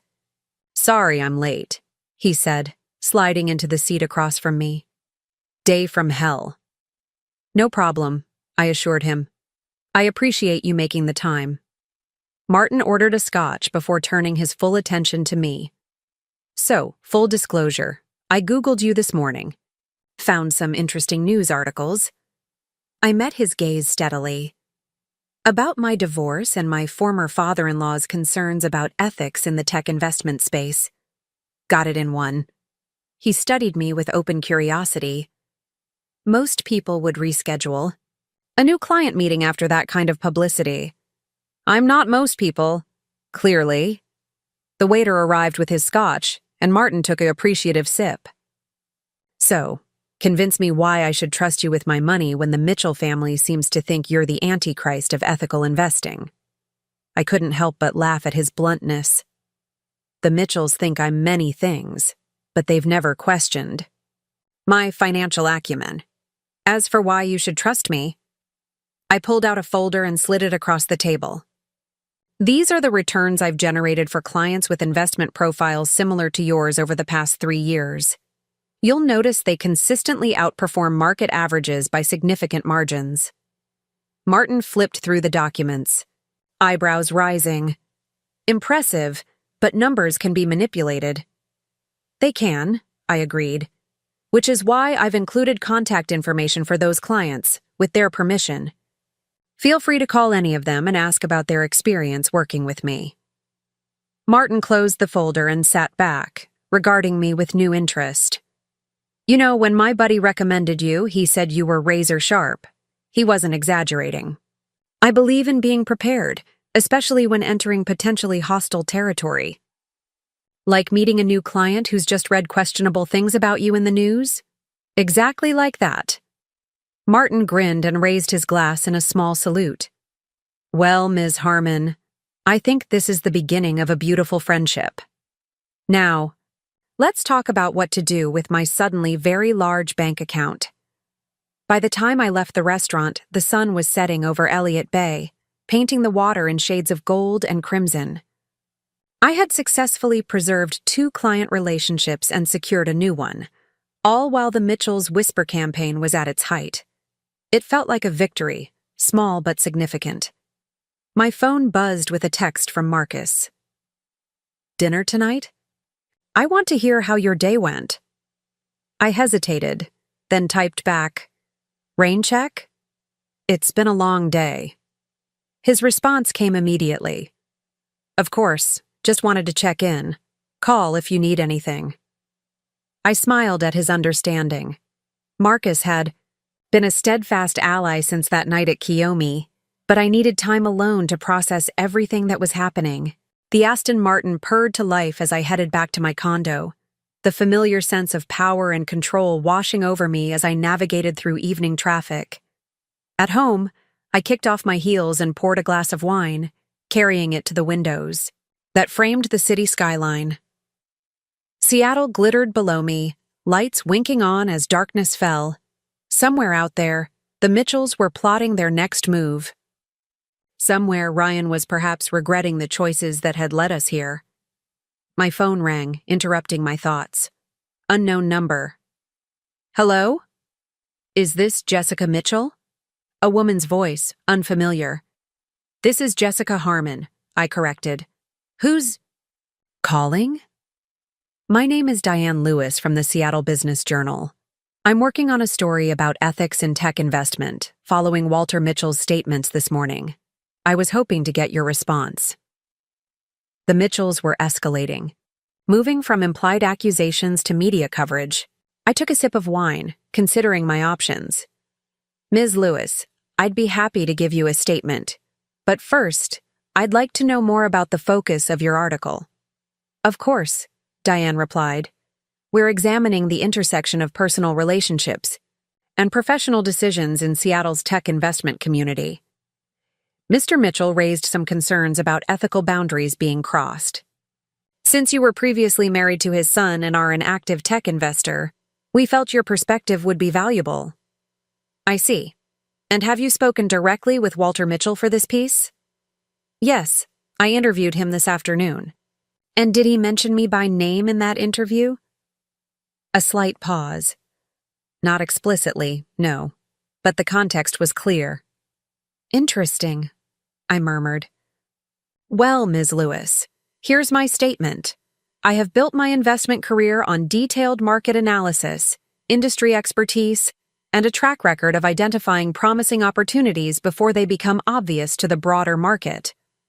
My personal connections have never influenced my professional judgments. I welcome scrutiny of my investment decisions as they speak for themselves." "That's very clear," Diane said. "But would you care to address the allegations of conflict of interest more directly?" "What specific allegations would those be?" I asked innocently. "As you just said, Walter Mitchell didn't name me in his interview with you." Another pause. "The implication was—" "Ms. Lewis," I interrupted gently. "I'm sure you understand the difference between implications and allegations. One can be printed in a reputable business journal, the other might be considered defamatory. I'm happy to discuss my investment philosophy and track record in detail if you'd like. But I won't respond to vague implications from a family that clearly has a personal axe to grind." The silence on the other end of the line stretched for several seconds. "I understand your position," Diane finally said. "Would you be willing to provide documentation of your investment track record for the article? Something that demonstrates your success is based on market insight rather than connections." "I would. I'll have my assistant send over verified performance metrics for my key investments over the past 5 years, appropriately anonymized to protect client confidentiality." After hanging up, I immediately called Linda to brief her on the conversation. "Good instincts," she approved. "You defended your reputation without attacking the Mitchells directly.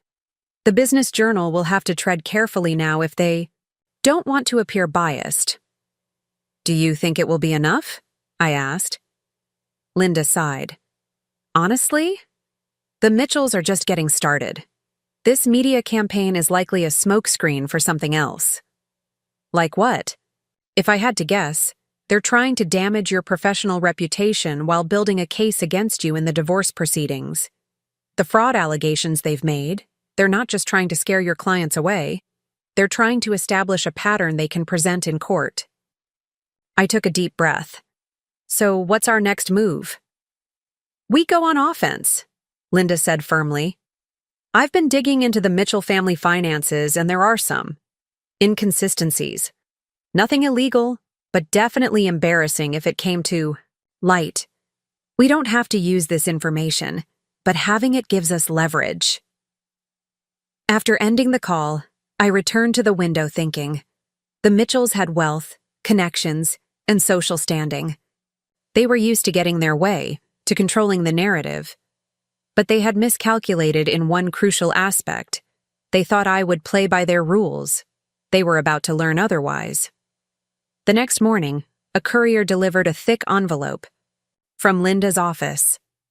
Inside was the dirt she'd dug up on the Mitchell family finances, a labyrinth of shell companies, aggressive tax avoidance strategies, and questionable business partnerships that wouldn't stand up well to public scrutiny. Nothing illegal, as she'd said, but certainly not the squeaky clean image Patricia worked so hard to maintain. I studied the documents over coffee, understanding now why Linda had been so confident. This was powerful ammunition, the kind that could devastate the Mitchells' social standing if deployed strategically. But it wasn't yet time to use it. For now, it was enough to know I had options. My phone chimed with a text from my assistant. Seattle Business Journal just posted their article online. Link sent to your email. I opened the email with some trepidation, scanning for my name in the lengthy piece about investment ethics in the tech sector. I found it halfway through. When asked about potential conflicts of interest, respected investor Jessica Harmon, formerly Mitchell, vigorously defended her professional record, stating her investment decisions have always been based on market analysis rather than personal connections. Documentation provided to the journal confirms Harmon's portfolio has consistently outperformed market benchmarks, lending credence to her assertion that her success stems from expertise rather than privileged relationships. I let out a breath I hadn't realized I was holding. The article quoted Walter Mitchell's concerns about ethics, but was careful to frame them as general observations rather than specific accusations. Most importantly, it presented my perspective as equally valid, backed by concrete performance data. Not a win, exactly, but not the hit piece the Mitchells had likely hoped for. My phone rang again. Theodore Baldwin, my oldest and most valuable client. Jessica, he greeted me.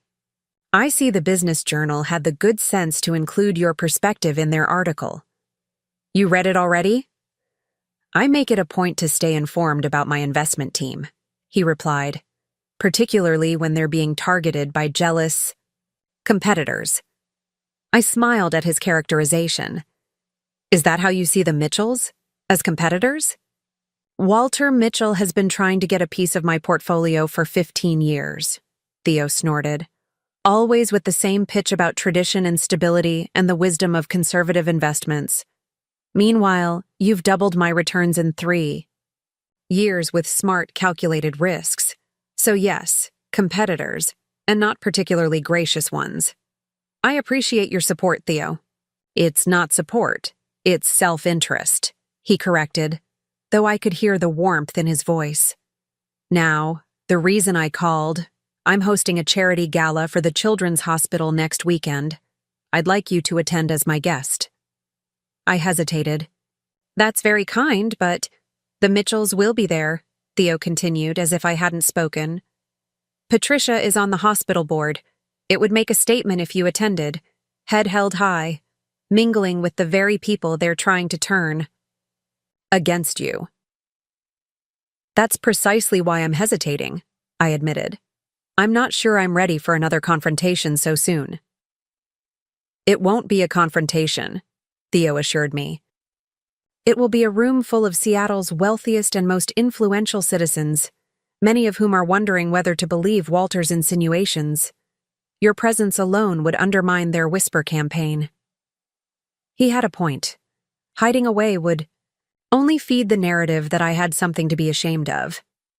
Appearing confidently in the Mitchells' social circle would send the opposite message.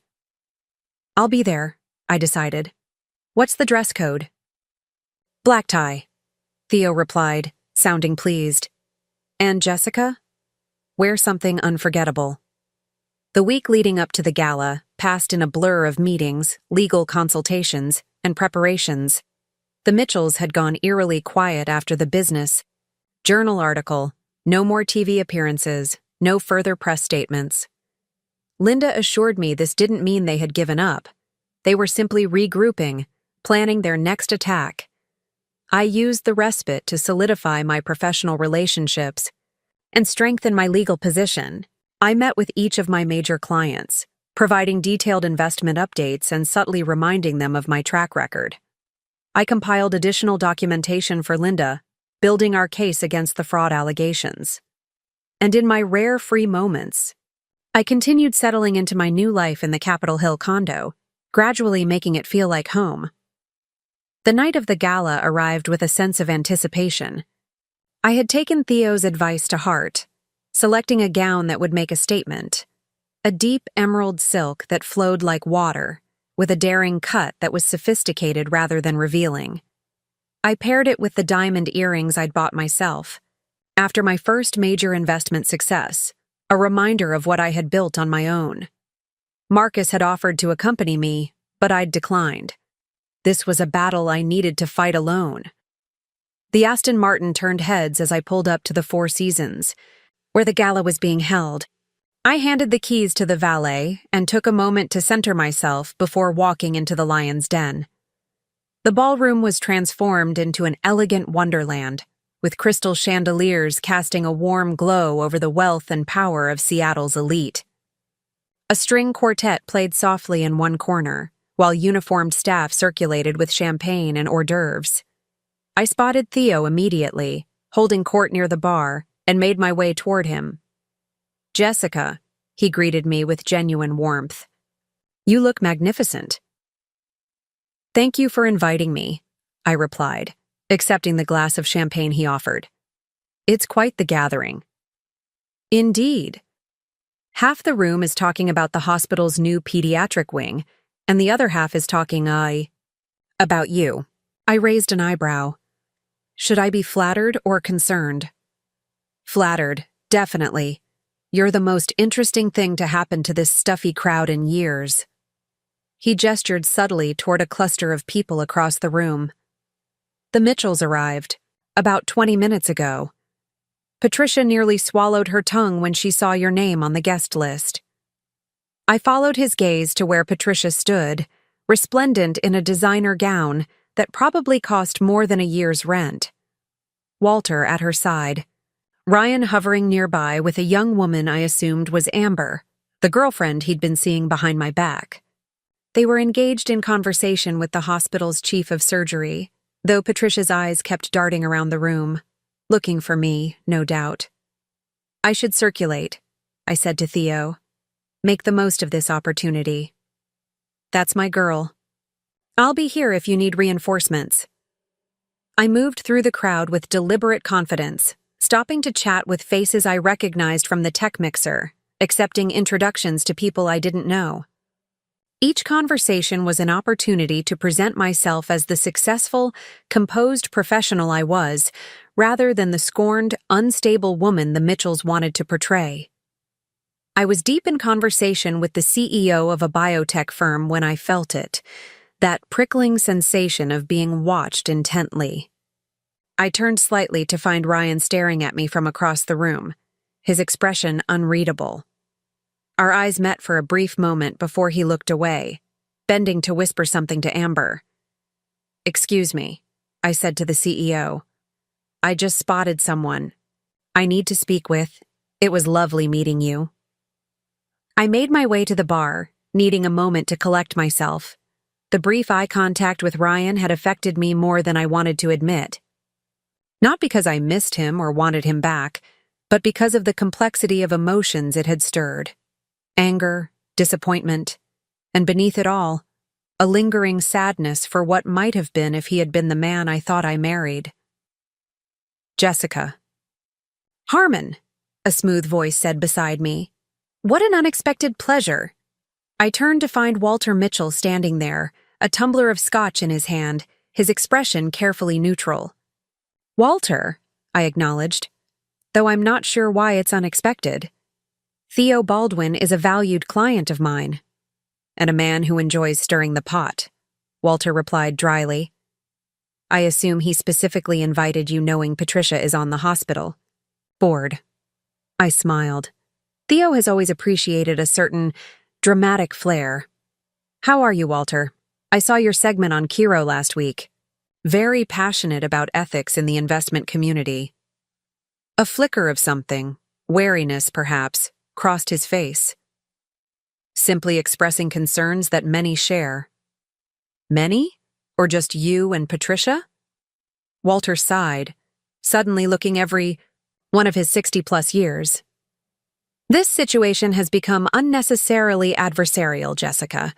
No one benefits from a protracted legal battle, least of all Ryan. I agree completely, I said, keeping my voice level. Which is why I'm puzzled by your family's decision to accuse me of fraud, an attempt to damage my professional reputation. Business and personal matters should remain separate, he said, avoiding the direct accusation. We merely want to ensure that all parties are treated fairly in the divorce proceedings. Fairness, I repeated.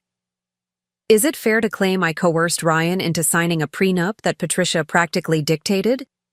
Is it fair to imply I used family connections to build my investment portfolio when my success long predated my relationship with your son?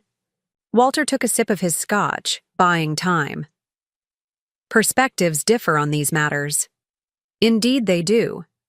Just as perspectives might differ on certain tax avoidance strategies employed by Mitchell Investments over the years, particularly those involving offshore entities in the Cayman Islands.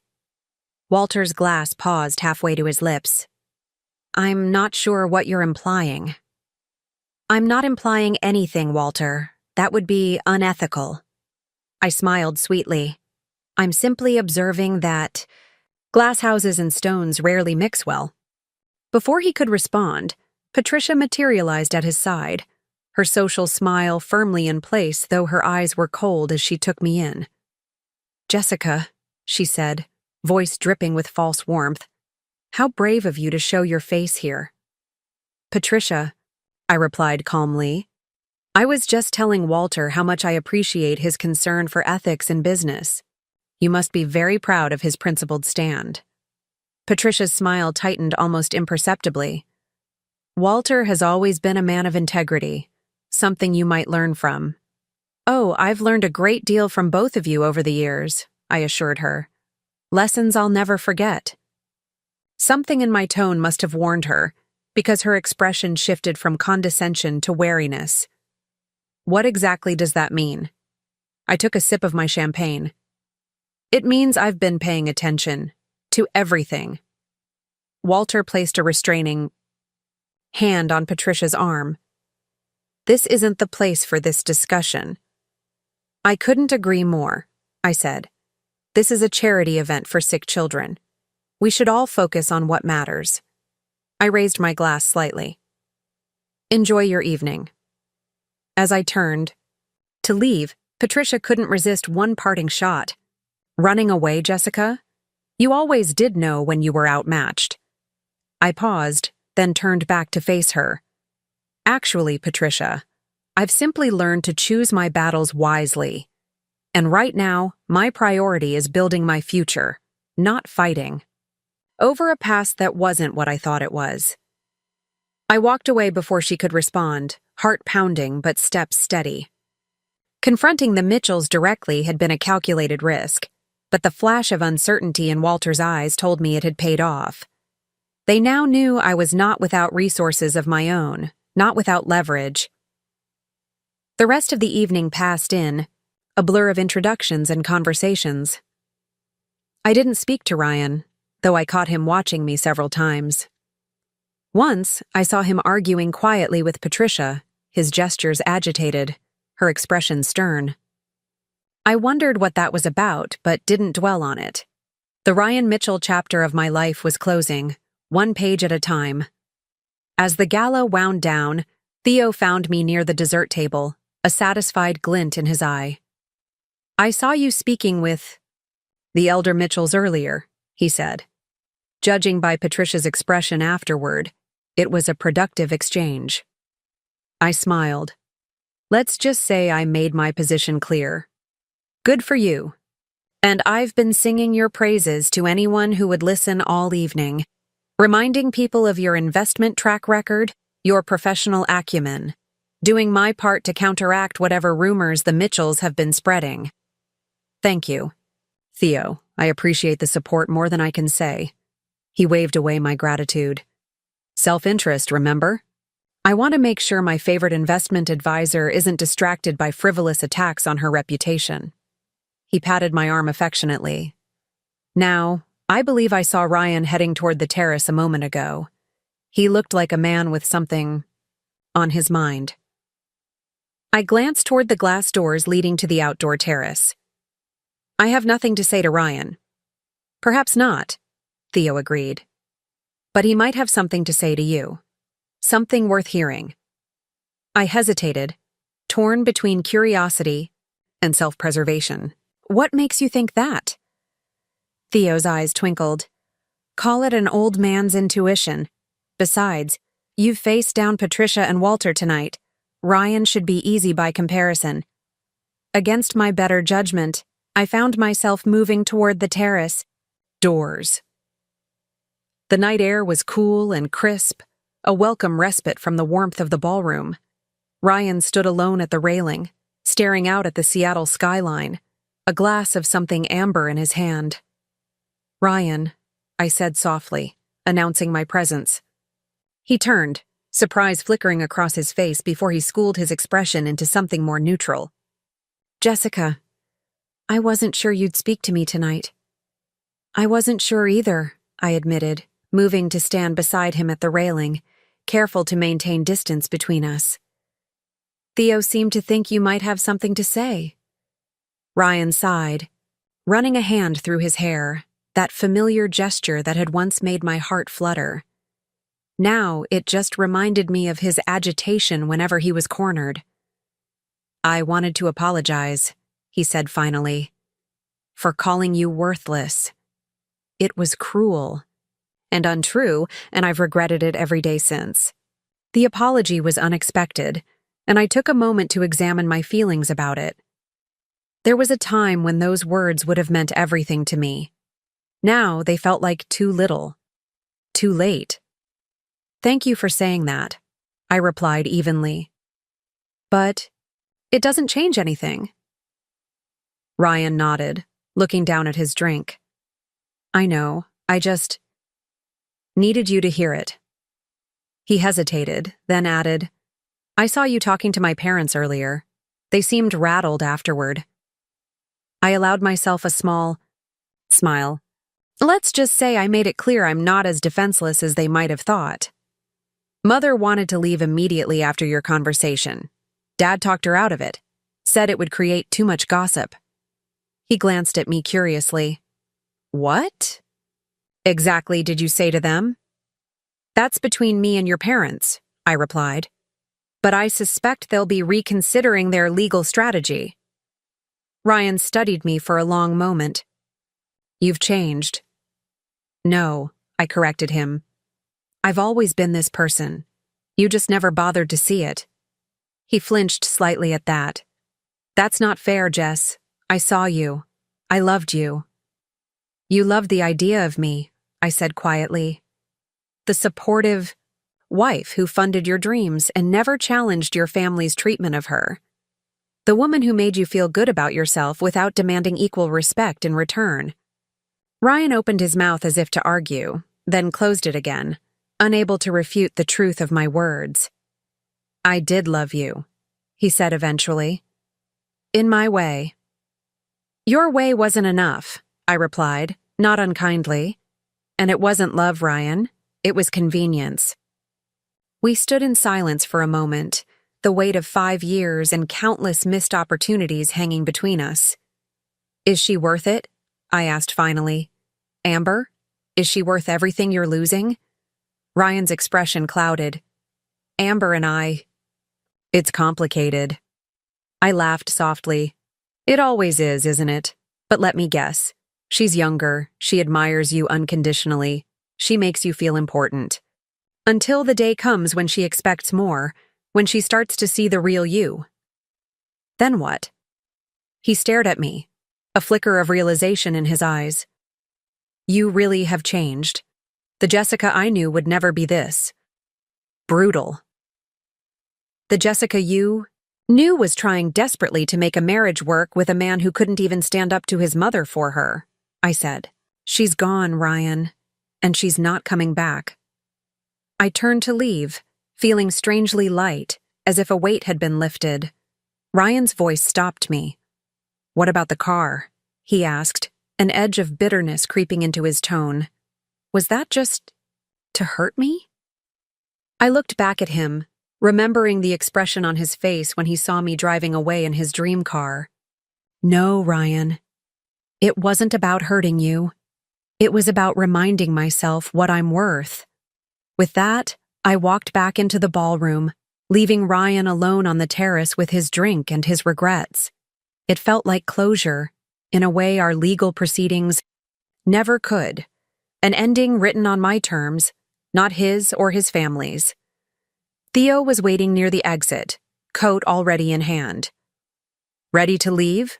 He asked, observing my expression. You look like a woman who's said what needed saying. I am, and I have, I confirmed. Thank you for pushing me to come tonight. As we walked out together, I saw Patricia watching from across the room, her eyes following me with a mixture of anger and something that might have been grudging respect. I nodded slightly in her direction, a gesture that acknowledged our battle, without conceding defeat.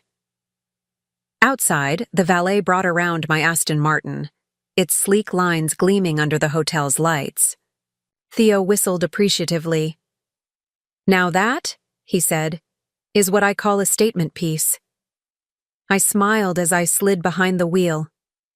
It certainly is. Good night, Theo.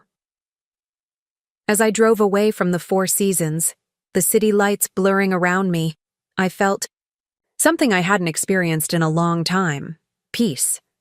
The Mitchells weren't defeated, not yet. The divorce proceedings were still ahead. The legal battles would continue. But tonight, I had stood my ground.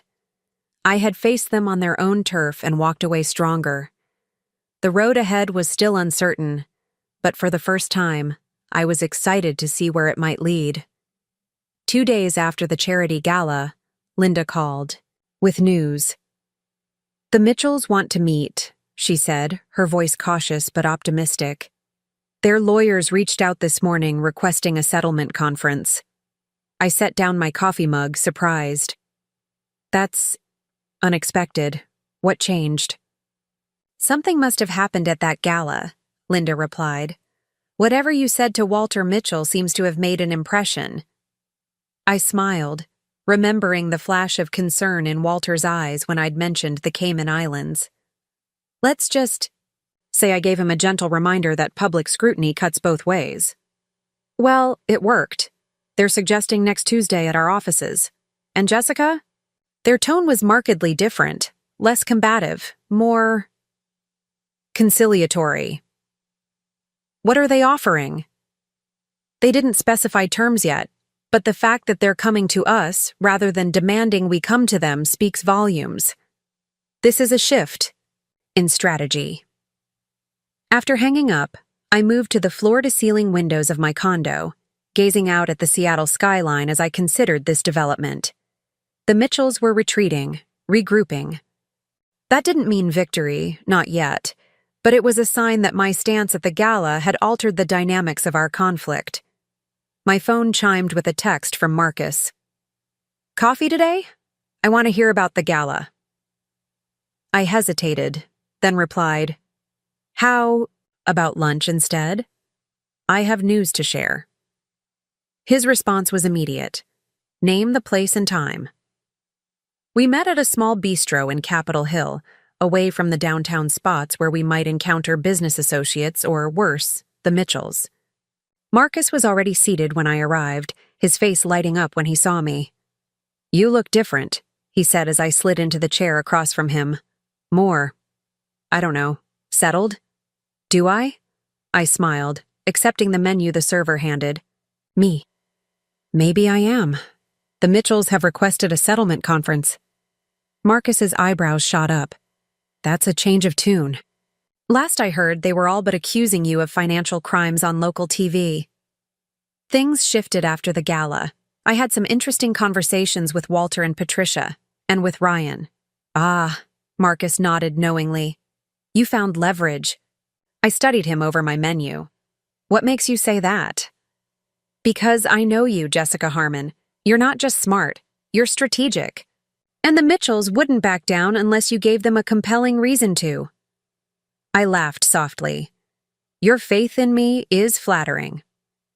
"Not faith," he corrected. "Observation. So what's your plan for this settlement conference?" We ordered lunch before I answered, waiting until the server was out of earshot. "To get what I'm owed. Nothing more, nothing less. The loans I made to Ryan, documented with interest. A clean break with no lingering financial entanglements. And the house. In Madison Park? It's mine legally, my down payment, my name on the mortgage. But I'm willing to sell it and split any profits above what I've invested. I don't want to live there anymore, and fighting over it would just prolong this whole process." Marcus nodded approvingly. "Reasonable but firm. The Mitchells won't know what hit them." "They're not used to dealing with women who stand their ground," I agreed. "Patricia runs that family with an iron fist, but outside their circle, she expects women to defer to wealth and social standing." "Speaking of Patricia," Marcus said, leaning forward, "I heard through the grapevine that she's been unusually quiet at her usual social functions this week. No subtle digs at you, no veiled references to the divorce. Complete radio silence." I raised an eyebrow. "Your grapevine reaches into Patricia Mitchell's social circle?" He grinned. "My mother serves on 3 of the same charity boards. She's been keeping an ear out for me, or for you, more accurately." "Your mother's spying on Patricia Mitchell for me?" Now I'm truly flattered. "Don't be. Mom never liked the Mitchells. Too pretentious, she always said. She's enjoying this more." "Then she probably should." Our food arrived, and for a while, we ate in comfortable silence. Marcus was easy to be with. No constant calculation of what to say, no fear of inadvertently triggering criticism. Just conversation that flowed naturally, punctuated by genuine laughter and moments of thoughtful quiet. "Can I ask you something personal?" Marcus said as we were finishing our meals. I tensed slightly but nodded. "You can ask." I might not answer. "Fair enough." He set down his fork. "After everything that's happened, after how they've treated you, do you miss any of it? The marriage, the family connections, the social circle?" The question caught me off guard, not because it was intrusive, but because I hadn't really examined my feelings about what I'd lost, only what I'd gained in walking away. "I miss the idea of it," I said slowly. "The partnership I thought I had with Ryan, the family I hoped we might become, but the reality." I shook my head. "No, I don't miss being constantly judged and found wanting. I don't miss watching Ryan choose his mother's approval over my dignity, time and again. And I certainly don't miss pretending that wealth and social status are adequate substitutes for genuine connection." Marcus's eyes held mine, his expression thoughtful. "For what it's worth, I think you've gained far more than you've lost." "So do I agreed softly. "Though there are moments when I wonder what might have been if Ryan had been the man I thought he was when we married." "He didn't deserve you," Marcus said, with such quiet certainty that I felt a flush of warmth spread through me. "Thank you for saying that. It's not flattery, Jess. It's just the truth. After lunch, Marcus walked me to my car, his hand resting lightly at the small of my back. It was a gentlemanly gesture, nothing more, but the brief contact sent a spark of awareness through me that I hadn't felt in a long time. Thanks for lunch, I said, fishing my keys from my purse. And for listening. Anytime, he replied. I mean that. Day or night, whatever you need. He hesitated, then added, not just during the divorce. After too, if you want. I looked up at him, recognizing the careful invitation in his words. Marcus. No pressure, he said quickly. I know your life is complicated right now. I just wanted you to know that when things settle down, when you're ready, I'd like to take you to dinner. A real dinner, not as friends. I felt a flutter of something. Anticipation, possibility, hope. I'd like that, I admitted. But, you're right. Not yet. I need to finish this chapter before I can start a new one. He nodded, understanding in his eyes. I'm a patient man, Jess. I'll be here when you're ready. As I drove away, I found myself smiling. Not because of Marcus's interest, flattering though it was, but because for the first time in years, I was making decisions based solely on what I wanted, what I needed. Not what would please Ryan or appease Patricia or maintain social appearances. Just what was right for me. It was a heady feeling, this freedom, one I intended to protect at all costs. The day of the settlement conference arrived with a sense of anticipation. I dressed carefully, a tailored charcoal suit that was professional, without being flashy, subtle makeup, hair pulled back in a sleek ponytail. The impression I wanted to convey was calm competence, not combative aggression. Linda met me in the lobby of her law firm's gleaming downtown offices. Ready for this? She asked, leading me toward the conference room. More than ready, I assured her. Let's see what they're offering.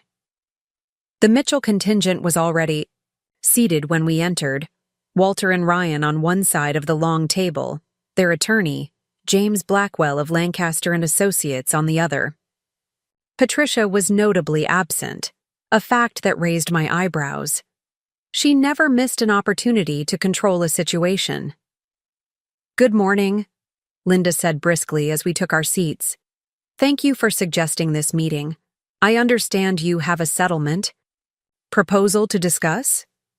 Blackwell, a silver-haired man with a reputation for ruthless efficiency, nodded. We do. But first, Mr. Mitchell Sr. has something he'd like to say. Walter cleared his throat, looking uncomfortable. Jessica, I want to apologize for the way this situation has escalated. It was never our intention to damage your professional reputation or cause you personal distress. I kept my expression neutral, though inside I was shocked. Walter Mitchell didn't apologize to anyone, ever. I appreciate that, Walter, though I must say your television appearance suggested otherwise. He had the grace to look embarrassed. A regrettable miscalculation. I should have considered the broader implications more carefully. Translation. He hadn't expected me to have dirt on his business dealings that could embarrass him equally, or more. Water under the bridge, I said magnanimously. I'm here to move forward, not dwell on past grievances. Linda opened her portfolio. So, the settlement terms? Blackwell slid a document across the table. We're prepared to acknowledge the loans made to Mr. Ryan Mitchell during the marriage, with interest calculated at the prime rate. The total comes to approximately $485,000. Linda and I exchanged a glance. The amount was accurate. They weren't trying to lowball us there. Additionally, Blackwell continued, we propose that the Madison Park house be sold, with proceeds divided proportionally according to investment. Given Ms. Harmon's significant contribution to the down payment and mortgage, this would entitle her to approximately 70% of any profits after the sale. Again, a fair proposal. I remained silent, waiting for the catch. In exchange, Blackwell said, his tone shifting slightly. We ask for 2 considerations. First, that all parties sign a mutual non-disparagement agreement covering both personal and professional matters. Second, that Ms. Harmon return the Aston Martin Vantage to Mr. Mitchell. And there it was. The car, of course. I turned to Ryan, who had been silent thus far. The car is that important to you? He met my gaze for the first time since I'd entered the room. It's not about the car, Jess. It's about what it represents. And what's that? You know what it is, he said quietly. It's the ultimate power move. You took the one thing I've wanted for years, not because you wanted it for yourself, but to prove a point. I considered his words, surprised by his insight. You're not entirely wrong, I admitted. But you're not entirely right either. I didn't buy the car to hurt you, Ryan. I bought it to remind myself that I could. That I had the means and the right to choose what I wanted without considering your feelings first. After years of putting your wants ahead of mine, it was liberating. Walter shifted uncomfortably in his seat. This candid exchange clearly wasn't part of their planned strategy. Be that as it may, Blackwell interjected smoothly, the vehicle is a significant asset, and Mr. Mitchell is willing to pay market value for it as part of the settlement. I looked at Linda, who gave a small nod. This was a negotiation tactic. We'd anticipated. The car was legally mine, purchased with my money, registered in my name. They had no claim to it. But it was also a bargaining chip I could use to secure other concessions. I'm willing to consider it, I said carefully. But I'd need something in return beyond what's already on the table. Blackwell's eyebrows rose. Such as? The fraud allegations, I said, my voice hardening slightly. They need to be formally withdrawn, with a written statement acknowledging they were made without basis. Not just dropped, retracted. Walter and Ryan exchanged glances. That's a significant ask, Blackwell hedged. From a legal perspective. It's the minimum I should expect after your clients attempted to destroy my professional reputation. I cut in. The loans in the house are just math. My career is my future. Linda backed me up seamlessly. We have documented evidence that these allegations were made in bad faith. We're prepared to vigorously contest them in court if necessary, with all the public scrutiny that would entail. The implied threat wasn't subtle. A court battle would mean exposing the Mitchell family finances to examination, something Walter clearly wanted to avoid. Walter leaned over to whisper something to Blackwell, who frowned but nodded. We can agree to formally withdraw the allegations, Blackwell said finally, with the understanding that the retraction will be mutually drafted to minimize any embarrassment to either party. Agreed, Linda said before I could respond. Now, about the timing of these transactions, the loan repayment. One more thing, I interrupted. Where's Patricia? Ryan stiffened. Walter's expression remained carefully neutral. My wife had a prior engagement, he said smoothly. A prior engagement more important than her son's divorce settlement? I pressed. That doesn't sound like Patricia. My mother's schedule is not relevant to these proceedings, Ryan said, an edge of annoyance in his voice. I studied them, both, noting the tension in their postures, the careful way they avoided elaborating. She doesn't know about this meeting, does she? I guessed. You're negotiating behind her back.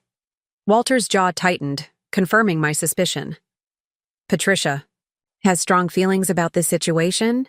We felt it would be more productive to reach an initial agreement without additional input. I almost laughed at the diplomatic phrasing. Patricia would be furious if she knew they were here, offering concessions, apologizing. It explained the reasonable terms, the absence of the scorched earth tactics Lancaster and Associates was known for. I see, I said, deciding not to push further. Let them handle Patricia. That wasn't my problem anymore. Let's continue then. The rest of the meeting proceeded with surprising efficiency. We hammered out a timeline for the loan repayment, agreed on the process for selling the Madison Park house, and drafted language for the fraud allegation retraction. The car would be returned to Ryan upon completion of all other settlement terms, ensuring the Mitchells fulfilled their obligations. First, 2 hours later, we had a preliminary agreement that met all my key requirements. Not a complete victory, perhaps, but a resolution that would let me move forward without the cloud of a protracted legal battle. As we prepared to leave, Ryan asked, "For a moment alone with me." Linda gave me a questioning look, but I nodded my assent. She and the others filed out, leaving Ryan and me facing each other across the conference table. "Thank you," he said after a moment of awkward silence, "for being reasonable today, for not dragging this out just to punish me. Contrary to what your mother might think, I never wanted to destroy you, Ryan. I just wanted what was rightfully mine." He nodded, looking down at his hands. "I know. I also know I don't deserve your consideration, not after everything." I studied him, noting the tension in his shoulders, the shadows under his eyes. The perfect, polished Ryan Mitchell was showing cracks. "Is Amber still in the picture?" I asked, curiosity getting the better of me. He laughed humorlessly. "No. She left the morning after the gala. Said she hadn't signed up for this level of family drama." "I'm sorry," I said, surprised to find I meant it. Not because I wanted him back, but because I knew what it felt like to be abandoned when things got difficult. "Don't be. You were right about her. About a lot of things." He hesitated, then added, "Mother doesn't know about the settlement terms. Yet. She's going to be difficult when she finds out." "That's not my concern anymore," I reminded him gently. "I know, He ran a hand through his hair, that familiar gesture that now seemed more nervous tic than charming habit. "I'm trying to stand on my own 2 feet for once. Make decisions without her influence. It's harder than I expected." The admission surprised me. Ryan had always insisted he wasn't under Patricia's thumb, even when the evidence suggested otherwise. This self-awareness was new. "It gets easier," I assured him. "The more you do it, the more natural it feels."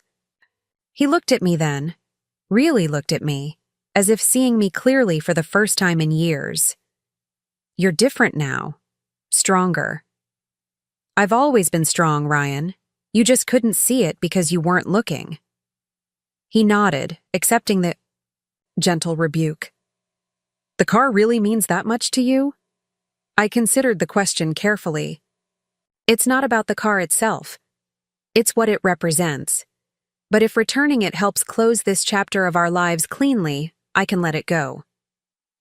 Relief flickered across his face. "Thank you. And Jess? I really am sorry. For everything. As apologies." Went. It was vague but sincere. I accepted it with a nod, knowing better than to expect a detailed acknowledgement of every way he had failed me. This was as close to closure as we were likely to get. Outside the law firm's offices, Linda was waiting by the elevator. "That went better than expected," she said as we rode down to the lobby. "They caved on almost every point. Whatever leverage you have over Walter Mitchell, it must be significant." I smiled. "Let's just say I did my homework. But you're right. They were surprisingly reasonable. I suspect they want this resolved before Patricia discovers they've been negotiating." Linda laughed. "Smart money says she finds out before the final paperwork is signed. Be prepared for one last offensive." "I'm always prepared," I assured her. "But honestly, I think Walter and Ryan are tired of fighting. Patricia may be the only one still out for blood." As if summoned by our conversation, my phone rang with an unknown number. I answered cautiously. "Jessica Harmon?" A woman's voice, unfamiliar. Speaking. "This is Evelyn Clark from Clark Realty. I'm calling about the Madison Park property. I understand it will be coming on the market soon? I frowned, exchanging a confused glance with Linda. We had just agreed to list the house, not more than an hour ago. There hadn't been time for word to spread to real estate agents. That's correct, but we haven't selected a listing agent yet. How did you hear about this? Patricia Mitchell referred me, the woman said cheerfully. She mentioned you were in a hurry to sell and suggested I reach out directly. I have several clients actively looking in that neighborhood who might be interested in a private sale, which could save you the hassle of listing. I felt a chill run down my spine. Patricia knew about the settlement terms. Somehow, she'd found out what we'd agreed to and was already moving to insert herself into the process. I see, I said, keeping my voice neutral. Thank you for your interest, Ms. Clark, but we'll be following a more traditional listing process. Have a good day. I hung up and immediately called Linda's attention to what had happened. Patricia knows. She's already trying to control the house sale. Linda's expression hardened. That was fast, even for her. Someone in that room must have tipped her off immediately after we reached agreement. My money's on Blackwell, I said. He probably called her the minute he stepped out. This complicates things, Linda acknowledged. If Patricia is actively working to undermine the settlement before it's even finalized, we need to move quickly. I'll have the formal documents drawn up by end of day and delivered to Lancaster for signature first thing tomorrow. I nodded, my mind racing with implications. And I need to secure the Madison Park house. Change the locks. Install a security system if necessary. I wouldn't put it past Patricia to try something more direct. Linda raised an eyebrow. You think she'd go that far? I think Patricia Mitchell considers herself at war. And in war, there are few rules she won't break to win. By the time I reached my condo, I had calls from 3 more real estate agents, all referred by Patricia, all suggesting private sales to interested parties they represented. I ignored them all. Whatever game Patricia was playing, I had no intention of participating. I grabbed my briefcase and headed right back out. I needed to visit the Madison Park house, ensure it was secure, perhaps remove anything of value I hadn't already taken. If Patricia was making moves regarding the house, I couldn't afford to leave it unattended. As I drove, I called Marcus. I need a favor, I said when he answered. Do you know any good security companies? Ones that could install a system today? What's happened? He asked, immediately alert. I explained the situation briefly. I know exactly who to call, he assured me. My buddy runs Elite Guard Security. They specialize in high-end residential systems. I'll have him meet you at the house in an hour. And Jess? I'm coming too. No arguments. I started to protest but stopped myself. This wasn't about pride or independence. If Patricia was escalating matters, having backup was simply prudent. Thank you, I said instead. I appreciate it. When I arrived at the Madison Park house, everything looked normal from the outside. The lawn was slightly overgrown. Neither Ryan nor I had been maintaining it since our separation, but otherwise the property appeared undisturbed. I used my key to enter, half expecting to find Patricia inside, but the house was empty and silent. I moved from room to room, checking for any signs of intrusion or disturbance. Everything seemed to be in order, though the place felt sterile. Now, a stage set, rather than a home. I was gathering some remaining paperwork from the office when the doorbell rang. Marcus stood on the porch with another man, presumably his security expert friend. Jess, this is Dave Ellison of Elite Guard. Dave, Jessica Harmon. Dave was a former military type, all efficiency and understated competence. Ms. Harmon, Marcus filled me in on the situation. I'll do a property assessment and can have a full security system installed within 3 hours. Motion sensors, cameras, remote monitoring, the works. That would be wonderful, I said, relieved. Cost isn't an issue. While Dave began his assessment, Marcus and I sat in the kitchen, the only room in the house that still felt vaguely welcoming. So they caved on nearly everything, Marcus said after I'd filled him in on the settlement conference. That's a win, isn't it? It should be, I agreed. But Patricia clearly isn't on board, and she has ways of making trouble. The real estate agent's calling me. That's just the beginning. She's sending a message. What message is that? That nothing happens without her approval. That even if Walter and Ryan are ready to settle, she's still in control. Marcus frowned. But legally, she has no standing in your divorce. She's not a party to it. Legally, no. But Patricia's power has never been about legal standing. It's about influence, manipulation, social pressure. She's built her entire identity around controlling her family and their image. My leaving Ryan standing up to her, it threatens everything she's constructed. So, what's your next move? I considered the question carefully. Secure this house. Get the settlement signed before she can derail it. And prepare for whatever she might do next. And the car? You're really going to give it back to Ryan? I smiled slightly. The car served its purpose. It was never about ownership. It was about making a statement. That statement's been made. I don't need the car anymore. Marcus seemed unconvinced. It feels like you're letting them win on that point. Sometimes winning isn't about keeping everything. It's about choosing your battles wisely and walking away with what truly matters. I gestured around us. This house, beautiful as it is, it's full of memories I'd rather leave behind. The car, too. My freedom, my reputation, my financial security, those are worth fighting for. The rest is just stuff. Dave returned from his assessment, interrupting our conversation. Good news and bad news, he said briskly. Good news is I can secure this place properly. We'll have a team here within the hour. Bad news is someone's already been inside. I straightened in. Alarm. What? When? Recently, Dave said. Within the last day or two.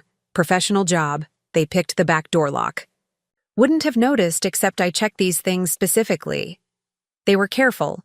Didn't disturb anything obvious. But they definitely entered the property. Marcus and I exchanged concerned glances.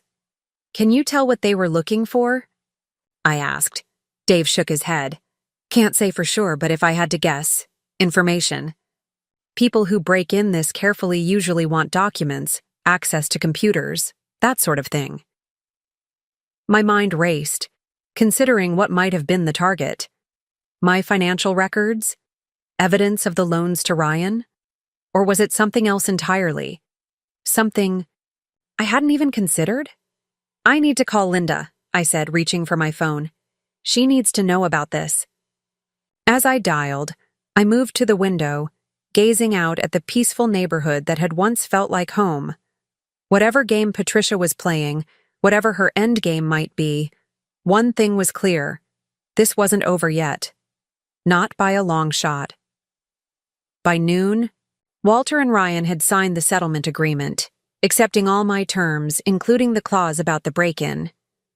Patricia was notably absent from the signing, and despite the settlement, she was proceeding with her press conference, a clear sign she wasn't done fighting. I decided to attend, not to confront her, but simply to be present. My existence alone would challenge her carefully constructed narrative. Marcus met me outside Mitchell Investments headquarters. We positioned ourselves where Patricia would see me but couldn't easily have me removed without creating a scene. When she took the podium to announce her ethics and finance initiative, her practiced smile faltered momentarily upon spotting me in the crowd. In today's investment landscape, Patricia proclaimed, we see too many instances where personal connections trump sound financial analysis, where relationships are leveraged for gain in ways that undermine the integrity of our business community. The irony was perfect. Patricia positioning herself as an ethics champion, while her family had just signed documents retracting similar accusations against me. When she paused, I raised my hand politely. Unable to ignore me without seeming rude, Patricia acknowledged me. I apologize for the interruption, I said clearly, but as someone deeply committed to ethical investment practices, I wanted to express my support for such an important initiative. I believe ethical transparency should extend to all business practices, don't you? Including family investment structures and tax strategies. The color drained from Patricia's face as I continued. I'm pleased to see the Mitchell family taking such a public stance on ethics, especially given the settlement. Papers signed this morning affirming my professional integrity and withdrawing all previous allegations against me. The reporters immediately perked up. This wasn't the story they'd expected. Question after question focused on the settlement and retracted allegations. Patricia's carefully crafted image crumbled with each evasion until Walter finally ended the press conference abruptly. That afternoon, I returned the Aston Martin to the dealership. It had served its purpose, and I was ready for something that represented my future, not my past. 3 months later, standing in my Capitol Hill condo watching the sunset, I reflected on how much had changed. The Madison Park house had sold, the divorce was final, and I'd used part of my settlement to establish a scholarship for young women in finance. Walter had retired from Mitchell Investments. Ryan had emailed once, thanking me for how I'd handled everything and wishing me well. And Patricia had retreated from the public eye, her carefully constructed social image severely damaged. As I prepared for a dinner date with Marcus, I caught my reflection in the mirror. There was a confidence in my eyes that hadn't been there before, a certainty about who I was and what I deserved. Worthless, I murmured, remembering Ryan's cruel words that had changed everything. How wrong he had been. How wrong I had been to let anyone else define my value for so long. I had lost a husband but found myself. I had walked away from wealth and status but gained true independence. I had been called worthless and discovered I was priceless. Up next, you've got 2 more standout stories right on your screen. If this one hit the mark, you won't want to pass these up. Just click and check them out.